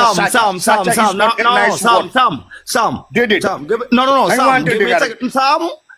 Sam ok dañuy woonte respect nañ joxante respect di nga Ñang Njaay lu mu nekk kilifa gënta nekk kilifa Yaya Jammeh let's get that straight ok Ñang Njaay sama morom la magul ma we are a group so man Yaya Jammeh moomu mag su kon bu ñuy jox Ñang Njaay cëru kilifa Ñang Njaay dafa war a jox Yaya Jammeh cëru kilifa su fekkee ne kilifa yi ngeen di oote mu ngi nekk dëgg ci yéen doo mun a ñëw fii di ñëwaat ne Ñang Njaay kilifa la te bu nanguloo accept ne Yaya Jammeh kilifa la lii mooy Yaya Jammeh kilifa bu mag la but now su fekkee ne d'accord nga ne Yaya Jammeh kilifa la waxal Ñang Njaay mu respect Yaya Jammeh because kilifa la doomi réew mi gis nga ma nii gis nga ma nii man yàgg naa ànda Mariama booy gis nii sax dama daan dem si seen plateforme bi ñoom kii nii naka la tuddaat booy faana bi maam faana man wax naa leen ne man time Yaya Jammeh time Jawara la jàngee 1990 la graduate Gambia High School man kenn ganut maa xam lu doon dox Gambia right understand nga man gis naa changes bu Yaya Jammeh indi si dëkk bi man kenn duma ko waxoon naa ko fii nii soo laajee ñoom maam faana waxoon naa leen ne Gambia 7 high schools waa dex gi duñ daan mun a dem high school ok wax naa ko fii ma ne waa dex gi suñ amaan high school suñ passaan sax duñ dee mun a ñëw high school because there was no high school available beside Armitage High School right yaa understand waaw wax naa leen ne Yaya Jammeh bu mu ñëwee moo fi indi yooyu yëpp laaj ko question yaa understand moo fi indi yooyu yëpp waaye man suma politique suma politique Sam I got a question for you Sam yaa ngi maa déglu yow man question nga ma amal suma question bi mooy danga dugga si attaque nga ne lu ma wax si Ñang Njaay du dëgga waaye Ñang Njaay si boppam de maa la ko waat balaa nga ma attaque laajal Ñang Njaay wax ko ne lu tal Yaya Jammeh daaneel kiram bu moo liggéey fii nii naka treasury laaj ko mu wax la dëgga Amadou Laye Ndiaye man attaquuma la de man attaquuma la personnalité ne xaaral rek ma ñëw lu nga wax ne man dama dugga si yeneen plateforme may attaque Ñang Njaay te man lu ma la wax déedéet xam nga lii lay wax yow déggu loolu ma la wax ma ne last time bi déglu ma bu baax dama ne last time bi man dugguma si plateforme bi waaye maa ngi doon déglu nga dugga si benn plateforme nga ne Essa Mbay Fall dafa bokk ak Dot Fall mu am ku egg si sista bi Sega Ba si jàpp mu egsi si kaw mu prouval la ne looy wax noonu du dëgg moo tax ma ne la rek même rek non passé na sax ak kini Dot Fall yaayam ak kini Mbay Fall dañ bokka benn ndey ok it's good if you don't know it's okay I got my clear sources mine okay Amadou waaye sister bi egg na keroog wax na waaw même rek sister bi egg na keroog no Amadou you cannot do this on my platform sorry my brother sorry wow bull disrespect anti-Siga okay man I'm part of that I'm part of Essa Fall okay but still now maa ngi dafa am fu ñu ànd no Sam ma one second ma make this clear okay maa ngi support Yaya Jammeh 100% man make now everything clear ne if anyone think I will abandon Jammeh just to support you you lose me I'm done with you but at the same time Man, I'm part of that SFL party right now. Okay? So, bunye wakitam ne ku ci nek li la nakadi te ñi bañ de manque respect nek yow su fekkee da nga ne Essa Fall ak yaay Dot Fall wala yaay Essa Fall ak yaay Dot Fall xaw ma naka nga ko waxee yaa ngi gis sister Essa Fall ñëw mu ne loolu amut then you cannot agree with someone when it comes to their family. Sometimes let's be realistic. No, Amadou, don't do that. Don't do that. Gisulo mu ne koku du system. Siga Fall Sam xaaral ma régler problème bi situation bi because ñun ñu bari dañuy wax because nit ñi wax te lam ñu wax déggut setu ci suñu nopp yi so ñu bari na si ñun du Amadou mi rek maa ngi dégg ñu bari ñu ngay wax xëy na nit a leen nettali wala ñoom ñu déggee ko ci plateforme yóbbu ko ci beneen plateforme di ko def di ko fa waxee I understand but still Siga she's a blood sister to Essa Fall. Either you know it or not, akam kula wakal. Man bumala laje tay. Ndax yow mas ngay mit Essa Fall wala mas ngay mit yaay Essa Fall. You are most likely the answer will be no. So therefore, don't know fi ngay werante Essa Fall system. Bëgg ko force na dafa bokk ak keneen. Dot Fall mu ngi dëkk ba ci kaw gi. Essa Fall mu ngi dëkk Banjul. Waxuma ne mbokk loolu terewul ñu bokk de. But at the same time, don't muna werante ak sister Essa Fall nako bay for da nga bokk ki mu ngi la wana la ki bokku xeyna santi be nek ben wala somewhere down the road we connect somewhere but at the same time give her credit ne okay real system ñew na mu ne bokku jog ñooñu xeyna santi be len bolé ma men accept it li lay ñaan waaye bu ko ci manque respect ba lool rek la lay ñaan Amadou Sam ke daana la dañuy dem non man pare naa sax waaw doomi réew mi jërëjëf si loo daaneel noonu so man daal soo gisee ma egsi fii because man tamit duma like ma toog ñu ne Sam Sarr lii la nekkee nii la def te fekk loolu yëpp du dëgga gis nga nit ki daal loo bëgg ñu def la ko daal bu ko def keneen man daal soo amee proof nga wane ne waaw si politique lañ nekk nag waaye loo gis ne dañ koo teg si dëgga su fekkee am nga ma laaj la correction dafa gis supporter si Halifa Sallah yi ak supporter si Ousainou Darboe yi Yahya Jammeh génn na démb mu ne Halifa Sallah bokk na si ñu sign agreement bi pour mu génn Halifa Sallah génnul wax si dara waaye supporter si ñoom ñu ngi wax Yahya Jammeh bu waree ñëw Gambia naka la moo ñëwee yan paper la nit pour mu ñëw yan ban airplane la war a ñëwee suñu air space bi naka la fay war a jaaree pour dal so lan moo si des sa tey on ne te du yow da nga digga site Yahya Jammeh mu ne dafaa ñëw déedéet da nga digga yaay site Yahya Jammeh mu ne ñoom ñoo Halifa Sallah ak whatever ñoom ñoo sign agreement loolu nga digga yes moom moo ko déglu site Halifa Sallah tamit waaw loolu laa wax ma ne Halifa Sallah génnut wax but yet supporter si Halifa Sallah yi ñoom ñu ngi ñëw di wax naka la Yahya Jammeh bu war a ñëw naka la moo ñëwee mais ni Yahya Jammeh ñëwam ci seen loxo la nekk ñoom déedéet loolu du doomi réew mi loolu du supporter si Halifa Sallah yi rek ku nekk mu ngi spéculer naka la Yahya Jammeh wala non ku nekk mu ngi spéculer Sam wuyu ma but the majority waaw Sam nañ déglu wante rek Fanta xaaral Fanta may ma rek maa Sam xam nga yaay man su ma waxee supporter Ousainou Darboe maa ngi tooñ su ma waxee supporter Mama Kandeh maa ngi tooñ su ma waxee supporter Adama Barrow maa ngi tooñ why because Yahya Jammeh Halifa Sallah la specifically mention na moom moo saay so su ma gisee supporter Halifa Sallah di ñu jéem a lay out yenn conditions ak laws yoo xam ne ñu ngi wax ne Yahya Jammeh in order pour mu ñëwaat Gambia he must go through this channel te ñoom seen boss waxut ci dara mën la yéen lan ngeen fan ngeen jàngee seen luwaa yi ngeen di indi naan Yahya Jammeh bu waree ñëw foog lii am foog la am te yéen Halifa Sallah mi mu mention ne sign na agreement bi waxut man loolu laa leen di laaj yéen waa Halifa Sallah yi seen luwaa boobu fu ngeen ko jëlee ak seen ngëm-ngëm boobu fan ngeen ko jëlee man loolu laa la laaj. xam nga yow soo ne waa Halifa Sallah yi da ngaa tooñ ñëpp déglu rek lu ma la wax ma ne la yow loolu laajte noonu dafa am waa Halifa Sallah yi o dafa am waa UDP o dafa am waa Mama Kandeh yoo xam ne dañ am seen opinion ak seen xalaat di joxe ne su Yahya Jammeh walee ñëw nii. moo tax ma laaj yow lan moo ci sa xalaat ma ñëw rek man dama bëgg nga tontu ma sama la laaj lan moo ci sa xalaat waaw kay man aw ma si benn xalaat. waaw man aw ma si benn xalaat xam nga lan moo tax aw ma si benn xalaat. parce que su ma jànga agut foofu. suma diplomatie agut foofu lu ma si wax dama spéculer rek doomi réew mi gis nga ma nii man loo xam ne du suma soxla loo am ne aw ma si xam-xam man du ma si dee aaga because me am not jack of all trades master of none yaa ngi understand nit ki si loo xam emal foofu man moo tax doo ma gis may def political analysis mukk parce que dama xam ne am not a political analyzer Sam Sarr xam nga lan la he is a builder soo ñëwee si yëfi building soo ma laajee mun nañu waxtaan suba ba guddi waaw waaye yëfi li fi nii doo dee bokkuma si waaye jërëjëf waaye maa ngi laan dokka thank you bro jërëjëf jërëjëf all right moo ñëwal den Mariama yow dama la namm moo tax yow dama la namm gëj naa la gis moo yaa ngi fa yàgg nga fi yow itam kontaan naa trop wax dëgg neex yàlla no di jaajëfal ñëpp as usual yow xam nga yow moom always su ma la gisee online dama di try suma level best ma ñëw right man dama génnoon understand nga ma ñëw doomi réew mi xanaa ku wàcce ne du oncle la nga du moom non du oncle Sam Sarr mais beneen Sam Sarr la man dama génnoon understand nga doomi réew mi ku baax la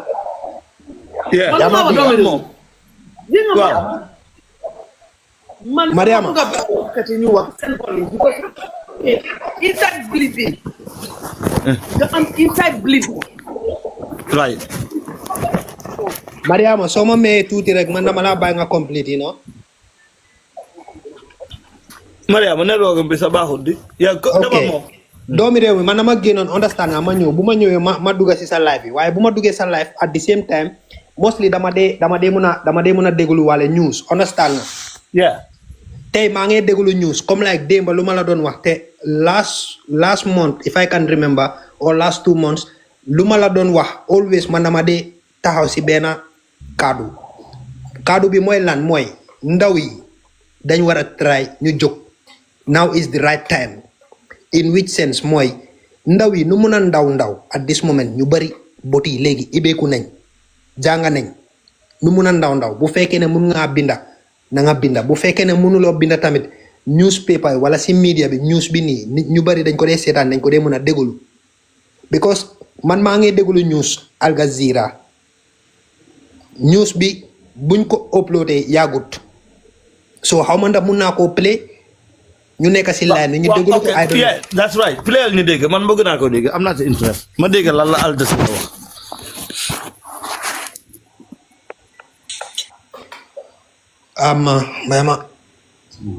well, okay. So, the signal for the meantime. Jammeh initially refused to cede power to the victor and now President Adama Barrow. Al Jazeera's Nick Hack has been covering that story, so we caught up with him to ask about the situation there now, but also to find out more about the former ruler's years in office. Nick, thanks very much for joining us. Now, the president who famously once said that he would rule for 1 billion years has recently been ousted. Where is Jammeh now? Well, Laura, Yahya Jammeh now is in Malabo, which is the capital of Equatorial Guinea. Equatorial Guinea is not a signatory of the International Criminal Court, which means that Yahya Jammeh cannot be prosecuted for any crimes that he might be accused of by human rights organizations under his 22-year rule. That's interesting, isn't it? Will there be any sort of investigation, do you think? Well, we spoke to Adama Barrow, the new president of Gambia, just after he was sworn into office, and he said that it was very important to put in place a Truth and Reconciliation Commission in order to heal the wounds of those 22 years of Yahya Jammeh's power. Remember, the human rights organization have accused his security forces of gross human rights violation, torture, enforced disappearance, and killing of people in the opposition, of opponents of his. How much support does Jammeh still enjoy in Gambia, and how much opposition does the new president, Adama Barrow, face? Well, there's only 20,000 votes that separated Yahya Jammeh to Adama Barrow. So part of the population did support Yahya Jammeh and did vote for it. Okay, jërëjëf lii laa bëgg nag man lu ma nekk di wax mooy démba ñëpp gis nañ Yahya Jammeh lu mu def si dëkk bi liggéey na si dëkk bi awa yaa ngi eko a Mariama démba Yahya Jammeh liggéey na si dëkk bi rawatina ndaw yi jigéen ñi ñu bari seen school bi am free education am nañ ko so at this moment ñun ndaw yi lan lañ mun a def ñu taxawalal suñ dëkk bi ñun ndaw yi ñoo war a jóg ñu taka suñ digga bi ba mu dëgër ñu support ko by all means media bi suñ gisee ne binda nañ lii ñu binda ñu ne loolu du dëgga because nekku ne dañoo nekk si TikTok bi nii wala ñu nekk si media bi nii understand nga ku nekk di joxe voice out loolu noonu rek du ting si affaire bi dem nañ ñu ne ñun tamit non mais mama ñëw ñun tamit dañ war a try suñ level best ñu binda tuuti moo nekk fii nii boo mu ne remember audio yaajam bu yàgg mu ne am na benn boy de fàtte naa turam te Gambia la moo demoon Al Jazeera dem joxe fake news bi ñu toogoon foofu du wax waaw man loolu laa nekk di claim lii dama ko yàgga wax si media si plateforme bi doomi réew mi soo mënee fàttaleku lii yàgg naa la ko wax bu yàgga ma ne la ne démb yaa ngi ñëw dafa jàppale ndaw yu bëri démb yaa ngi ñëw nga ne ñun xale yi dañ war a commencé de weddi gars yi li ñuy bind si Yaya Jammeh te du dégg ñoo xamante ne media bu ñëw ñu binda lu bon si moom ñun ndaw yi ñoo war a taka suñ digga bi ñu respond ne ñu reply ne du dégga waaw suñu waxee ne lii la ñu binda léegi ñun ñun du foofu la ñuy waxee ñun li fi ñuy waxee tey mooy Yaya Jammeh mu ne Halifa Sallah bokk na si agreement bi tax mu dem te li ñu waxante woon mooy 6 months so after 9 years gisuñu Halifa Sallah gën a wax si gisuñ benn opposition bu si gën a wax Adama Barrow waxut si dara ba pare seen supporters yi ñëw di ñuy réguler naka la Yaya Jammeh war a delce ak nu mu war naka la war a mën a ñàkk a delce loolu noonu ñu nekk di lekka ñooñu noonu duñ bugga mu ñëw dégga su ñëwee alañ ko teg si table bi dégga su ñëwee ñu teg ko si table bi because leena la bu mu doon dem dañ sign contract bi contract boobu noonu bu mu jeexee du tey contract boobu noonu bu mu jeexee du tey so ñib si am bi kenn du ko mën a kenn du mën a choose moom su moo ñib si time boobu noonu passé na bu yàgga soo gisee ñëwut muy dara fekkee vidéo bi pare na muy dool fa naaw waaw ñu continuer ok Mariama ñëwal doomi réew mi géja déggante because man dama tukki fu ma nekk network problème moo tax ma léegi di live loolu tax ba gëj a gis sa live waaw keroog sax dama tëddoon fi de ma bindee de gars yi Mama Kante ko ku toppa si ma naan ma ne da nga bàyyi ak ñu ngi kii de ñu ngi laa xaar ma ne sëkkal ba ok Mariama Yaya Jammeh wax na démb te wax na ne Halifa Sallah sign na agreement te moom rek Halifa Sallah rek la mention so waaye dama gën ne Halifa Sallah supporters yi ni ngay gën di jaay nit ñi yëpp intellectual di wax ne waaye Yaya Jammeh bu waree ñëw lii ak lii moo war a am ba demoon ci Halifa Sallah laaj ko lan la xam ci agreement bi Yaya Jammeh demee Guinée Équatoriale why he signed and why he didn't show the people his copy of his signature so fii la ñu nekk da waxtaan ma ne Halifa Sallah why he silence ba pare supporters am yi gën a loud mouth ci TikTok bi fii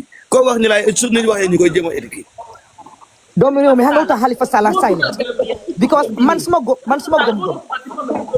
suma laa wax dëgg baalale ma wax tuuti dama bëgg a dem julli Halifa Sallah moo ñu dugal si problème tuuti Halifa Sallah nguur Yaya Jammeh daf daan ko dem tuuti léegi bu ñëw Halifa Sallah ñëw ci coalition bi Halifa Sallah Yaya Jammeh mu ne that time Halifa Sallah moo fi nekkaloon représentant Adama Barrow te moo sign agreement bi lu tax Halifa Sallah bu balaa Yaya Jammeh doon dem Halifa Sallah dafa dem ba State House man waxoon naa ko waxoon yaaga naa def vidéo bi ma wax loolu man Halifa Sallah dafa dem ba State House Yaya Jammeh woon ko vision 2020 lu tax Halifa Sallah génneetu wax loolu man jógat ma ne gars yi dañ sign agreement bi ñu am agreement bi amul ma ne leen am na Halifa Sallah génneetu gars yi Halifa Sallah dañ yaagaa wéddi because góomi xol lañ am xam nga ku am góomi xol kenn du ko dee mun a faj xanaa dee rek so doo fi mu ne day xëy Mariama lii laa fi wax ma ne ñii góomi xol lañ amee te loolu pour faj ko ñu nga xamante ne dañ korop duñ mës a bëgg a jaam hey no human being is perfect su ma nee Yaya Jammeh dafa perfect am lying I love this man but the issue is that Yaya Jammeh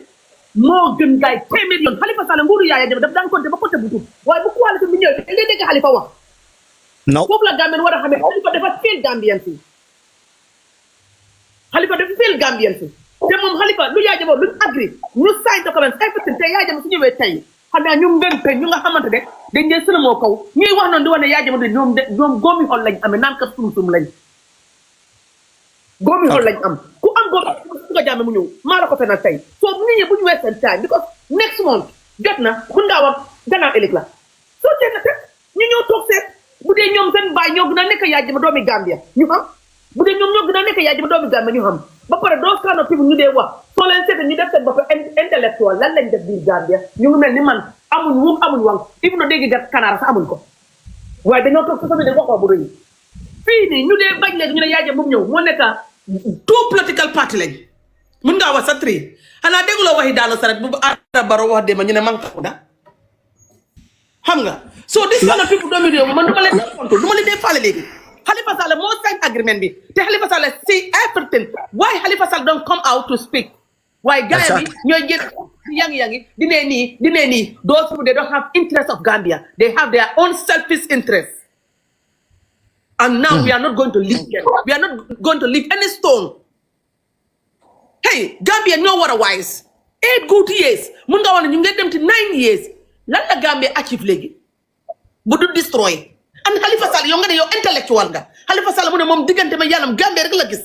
Halifa Sallah lu dekk di dem yëf yi nu nekk di top upside down even though coalition bi buñ jotté di manipulate bagage Yaya Jammeh bi ak agreement bo xamné Halifa Sallah moko sign Halifa Sallah what Halifa Sallah need to do da for a voice out mu ne man de awma ci loxo de way man ma sign agreement Adama Barrow agreement bi bu ko break Adama Barrow aduna bi dañ ko do ndégg di kon tay everybody will stand for Halifa Sallah way xam nga la nga Sadio Barrow waxon xom na yene ngeen remember tri ko ko ñu ci Sadio Barrow tamu mangi bi Gambia Sadio Barrow mu ne Yaya Jammeh di nénéle ya agreement no sign kabura tata ya sika ya fara ak na la jam ko tek what hay ana yene ngeen faté Sadio Barrow non Sadio Barrow gañu na kay na Sadio Barrow bu dee lu ma wax ni bu dee tuubal naa ko yomal kiyama la ya ko moom téré ko news mu ne nga Yaya Jammeh dindi nénéle ya ni dindi nénéle kabra tata ya agreement no sa ya dindi néné kabra tata ya saka ya fara and c'est to déglo wax ya mu Sadio Barrow doon wax lan la Yaya Jammeh waxé ba Buhari déna dina ak mo Ellen Johnson mu fa di senti lu Sadio Barrow loolu la gay def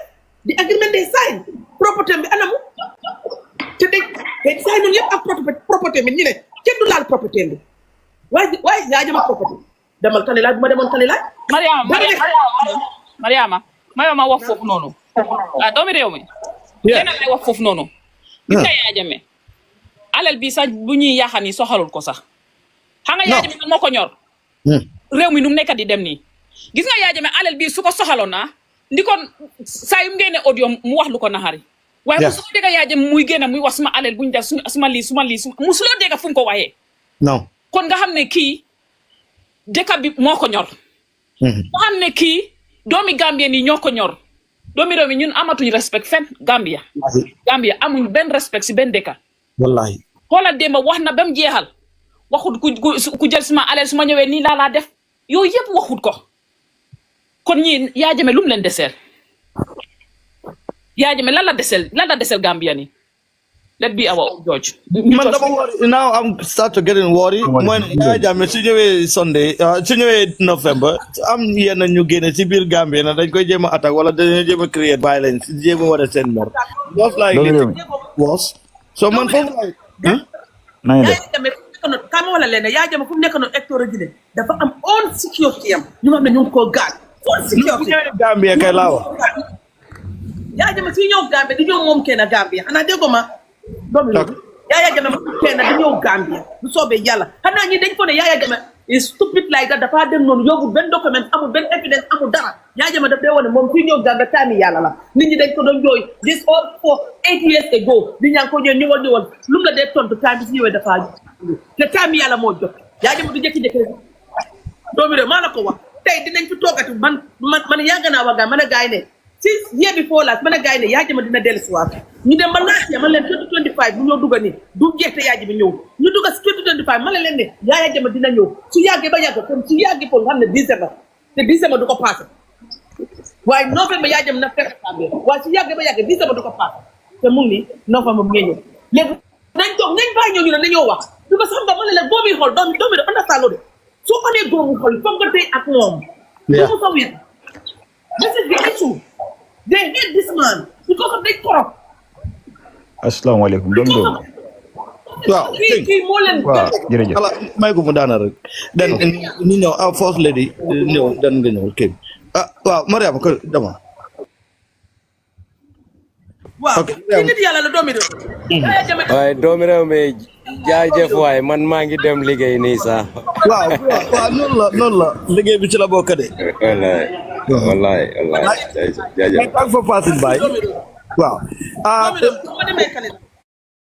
waaw ñu ubbi buntaam bi doomi réew nga gis bunt am na Yaya Jammeh dafa am spécial néeg boo xam ne courant rek moo fa nekk ma diggante yàlla wattu bi courant rek moo fa nekk ma ne waaw kii du muslim kii xefer la Allahu akbar néegam yëpp courant la waaw te yow bi ci social media bi di wax lu bon ci moom da yow da nga jege yàlla nuyu naa leen waay waaw ñu ngi lay fay bro da yow da nga jege yàlla doomi réew mi dama laa wax tey nga gëm ko gëmuloo ma social media laa nekk Yahya Jammeh yàlla daf ko may suma digal yàlla ak waxtu bi Yahya Jammeh yàlla daf ko may lu ma laa wax ne lu ma leer nañ la sooy def dara daf la ko dee wax plein blanc yaa ngi fële de maa ngi fi de waaye lii ak lii ak lii ak lii Yahya Jammeh yàlla daf ko may billahi wallahi tal ak waxtu bi yàlla daf ko may doom la ci doom yi mu neex mu naxa nit yàlla daf ko may ok so ku nekk fekk doomi doomi ñoo xam ne 2016 ñu doon attaque Jammeh ñoom Tuku Jallow ñu xam ne Tuku Jallow dafa taxaw fii nii saaga yaay ana Tuku Jallow tey mu ngi yombal kiyam ana Sadio Barrow mu ngi yombal kiyam ñeneen ak ñeneen ñi Yahya Jammeh doomi gor la doomi gor ku ko tuumal da nga koo gis ñu bëri ñu ngay tool ngir lan tuumal buñ ko tuumal soo ko laykut bàyyi ko mu dem but don't say that you insult him paint ko bam ñuul ci social media bi lañ ko painté bam ñuul ñu ci social media bi lañ ko raxase man xawma kanande waaye man Mariama Jammeh lu ma pass through since 2016 ba tey duma jëfop ku ñëw ma xarasante ak yow bam tam ba pare ñoom noonu lañ ibulee di sànnante ni ñuy corté doomi da man lu ma daj yàlla rek a ko xam di sànni corté di liggéey ni ñuy sëriñ ngir la jëfi politique nasti politique te ñu ne Yahya Jammeh moo nekk koo xam ne ku ibu te ñoom ñoo gën a ibul ok Gambien bi dafa war a bàyyi xel ñamay dëgg Gambien dafa war a bàyyi xel ñamay am na benn sister tey bu wax si plateforme yi gëm sa bopp mu ne moom waaw moom support Yahya Jammeh moom dafa juddoo fekk yaayam nekk UDP papaam nekk UDP moo tax mu noppi support yi tri côté bi yëpp la laajte lan la Yahya Jammeh def xamuñu ñeneen ñi dañ laa wane waa dégg naa ñu ne dafa rey PRRC which PRRC PRRC duñ la wax lu am duñ ko dee musa wax Gambia yaay boo gisee tey ñu nekk ci coono bi fen na doomi jàmbur yi moo tax yàlla tey yàlla xalakuñu bi xalak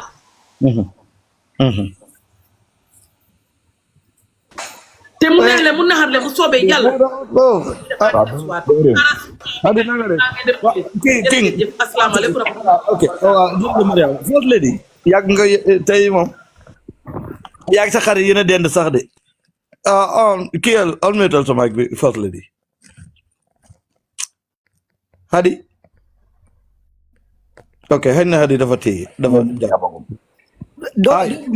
balaa Hadi di ñëw balaa first lady di ñëw tuuti rek ma si yëfi Halifa Sallah laa bëgg a delluwaat tuuti rek man li ma si gën a jaaxal Halifa Sallah xanaa moom bëggut supportam yi am jaama ndax right now is this right in this media supportam yi nekk daan Jammeh nii dafa am luwaa nii Halifa Sallah moo war a génn leeralal nu ñi ndax Jammeh lu mu wax dëgg la wala du dëgg wallahi yes na génn sax mu leeralal supportam yi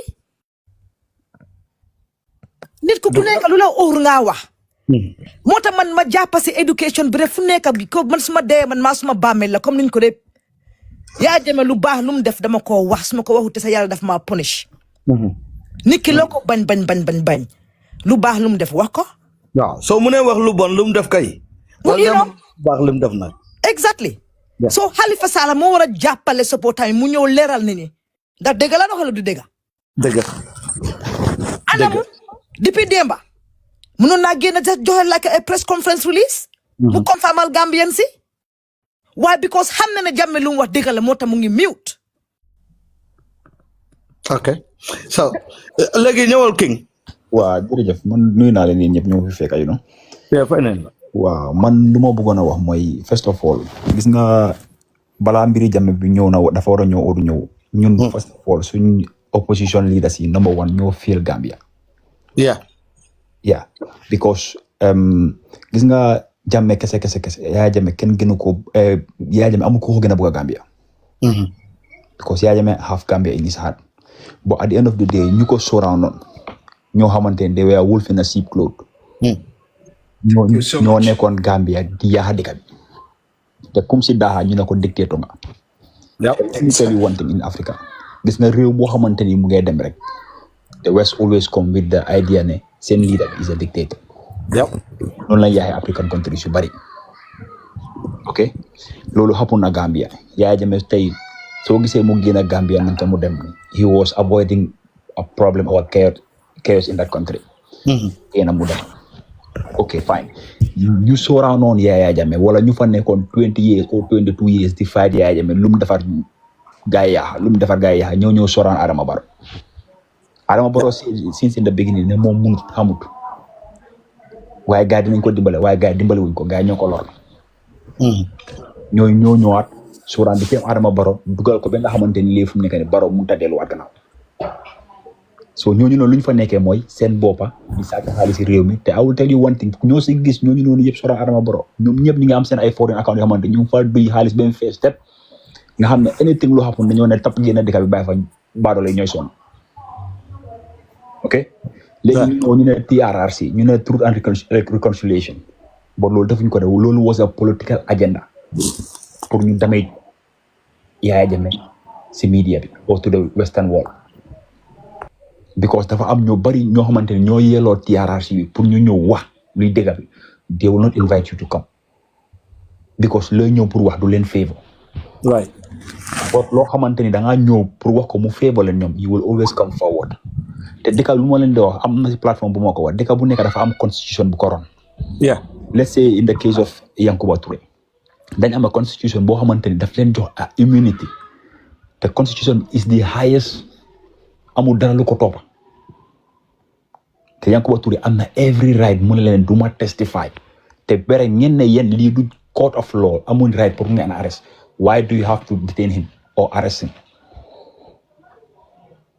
yaa nga understand so foofu noonu loolu rek moo laa wone lii they have an agenda that they are pushing ok amul kenn ku fa ñëw toog si TRRC bi depuis bu mu commencé ba bu mu jeexee koo xamante dafa ñëw wax lu Yaya Jammeh def lu baax si Gambia amut ku fa ñëw lu bon la kii moo lifi nii ñu ne ordre bi si kaw la jóge ñu ne nii nobody comes there with an evidence buy wax ni Yaya Jammeh moo xool wala Yaya Jammeh moo fa nekkoon ñëw si TRRC bi ami bi ñëw si TRRC bi parce que kenn waxul ne Yaya Jammeh moo nekk sax ñoom dañ ne from the top exactly lu tax from the wax na Yaya Jammeh directly mooy nekk on top yeah and look the funniest thing mooy Sana Sabally ñëw na mu ne man maa def lii ak lii ak lii ak lii exactly yeah but Sana Sabally was seen as a hero yep why man maa def lii ñu ne bul wax yaa ngi cool okay we clap for you go home Yankuba Touré ñëw ñu ne Yankuba yow yaa def lii mu ne leen loolu du ma si wax because dafa am loo xamante ne moo ma protect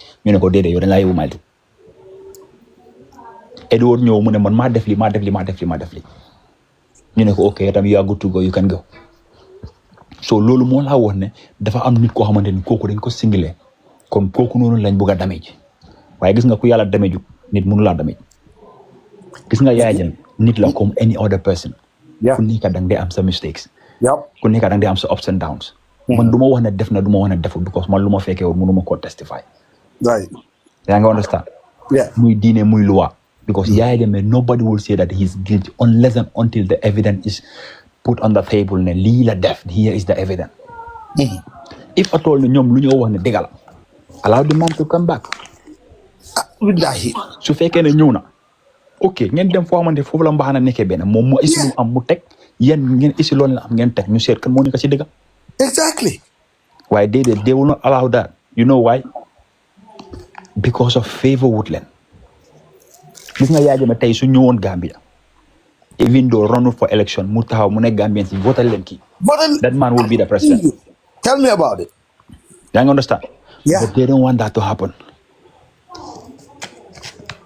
because of ñun we are like Gambia dañu manipuler bi nga xam ne des political des dividers because lan la dañu gëmloo ne APRC parti Joola la UDP parti Socé la parti bi parti head bi la parti bi parti head bi la so we are so divided thank you so much yaa ngi understand bi mooy lu nga doon wax bariki démba xaw ma démba loolu is something loo xamante ne ñun we don't need that ñun what we need is Gambia boo xamante ne dafa ñëw together we put our egos aside gis nga lu ñu wax noonu ñoom Halifa Sallah so waaye ñu ne Halifa dafa jànga kii dafa def ni kii dafa gis nga jànga yóbbu dëkk man loolu dafa may merloo gis nga jànga yóbbu dëkk dëkk tarawale mu ngi nii ban degree la am man déggaguma ko but what he is doing there is no other like African president that is doing that yaa ngi understand Yeah.